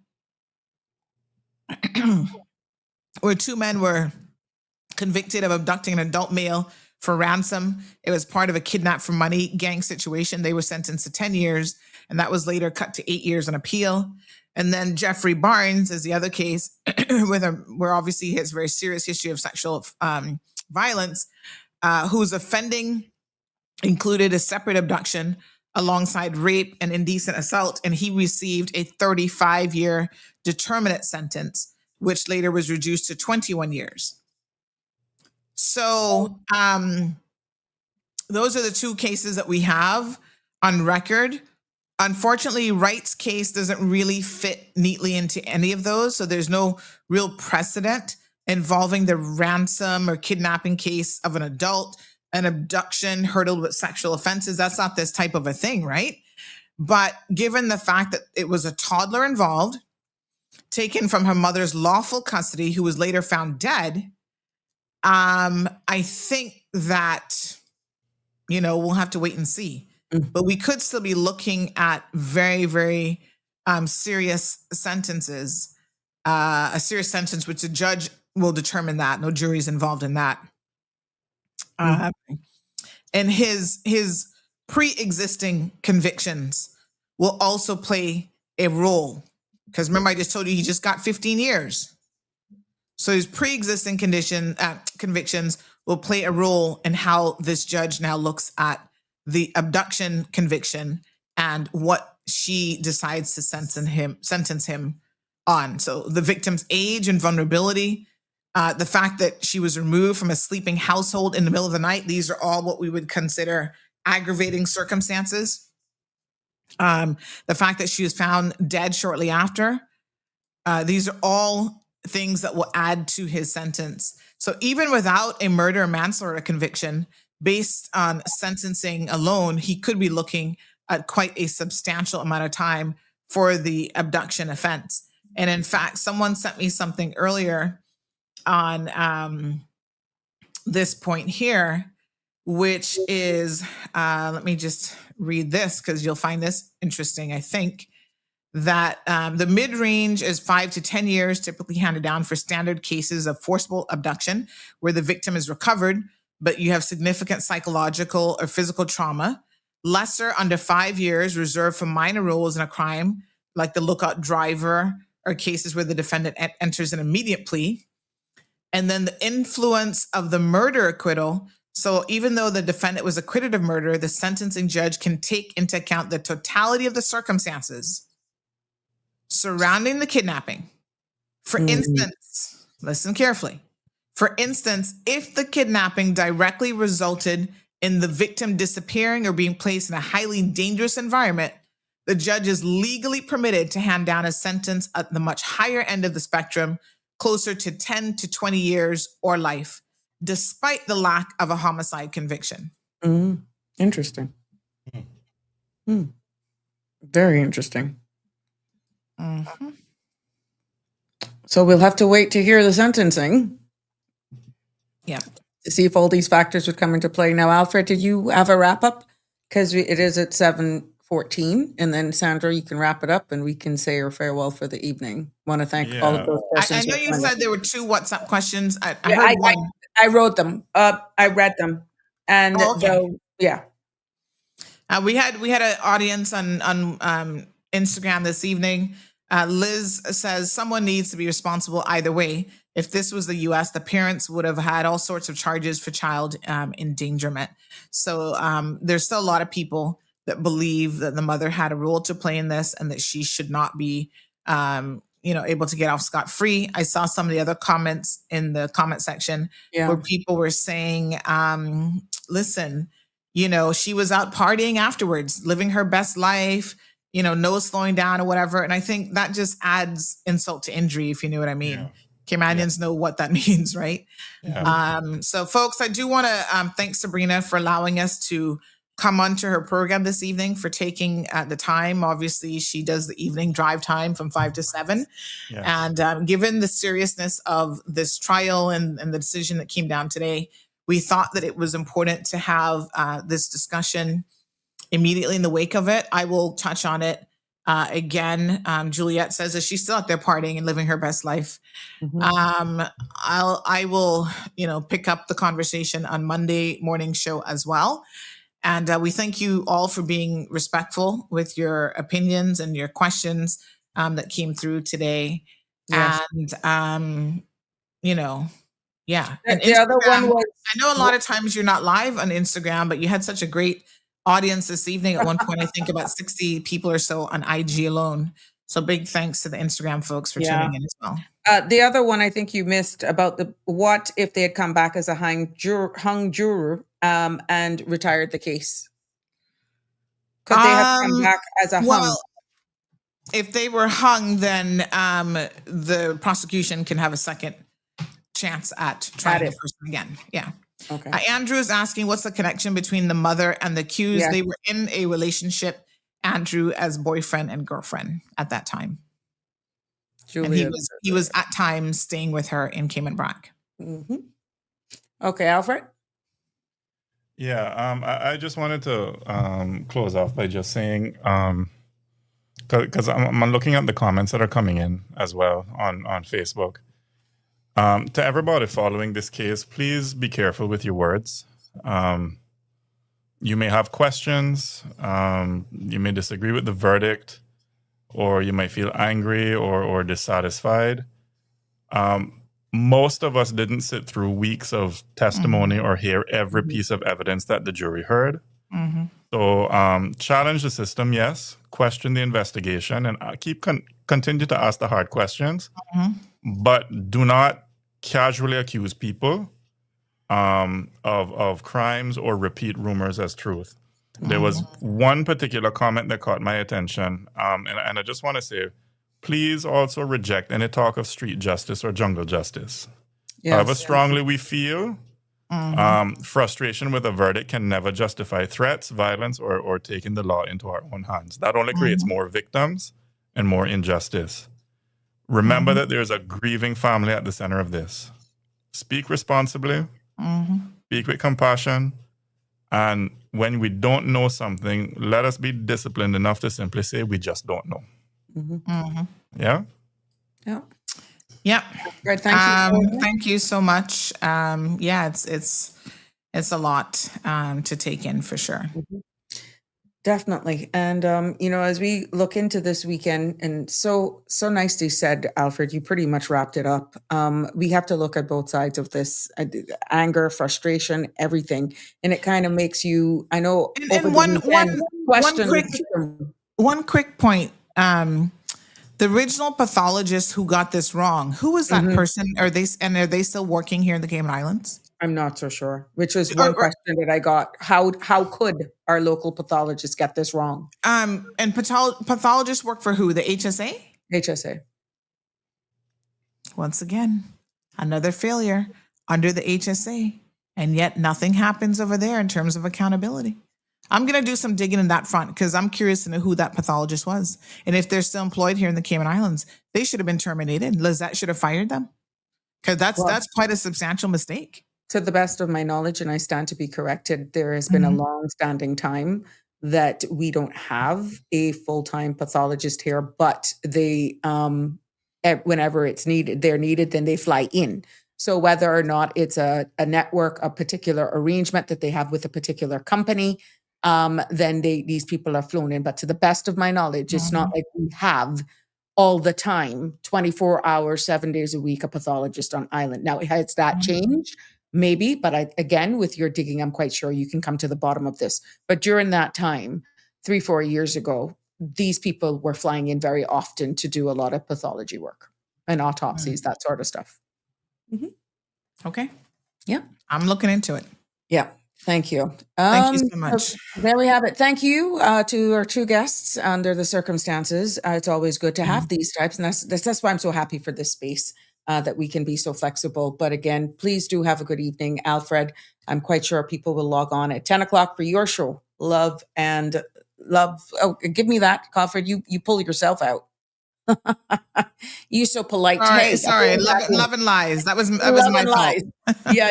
You pulled us out. So yeah, tune in at 10 for Love and Lies and to hear more on that show. But thank you both for joining me. Thank you, Sabrina. Sure. Good night. There you have it, ladies and gentlemen. Thank you for tuning in to another episode of Sabrina Speaks. As we look forward into the weekend, I'm asking you all to keep these families in your thoughts and prayers. I know that it is heart-wrenching, but you know, there was so much here. It's so emotional, and even looking at the whole justice system. But at the end of the day,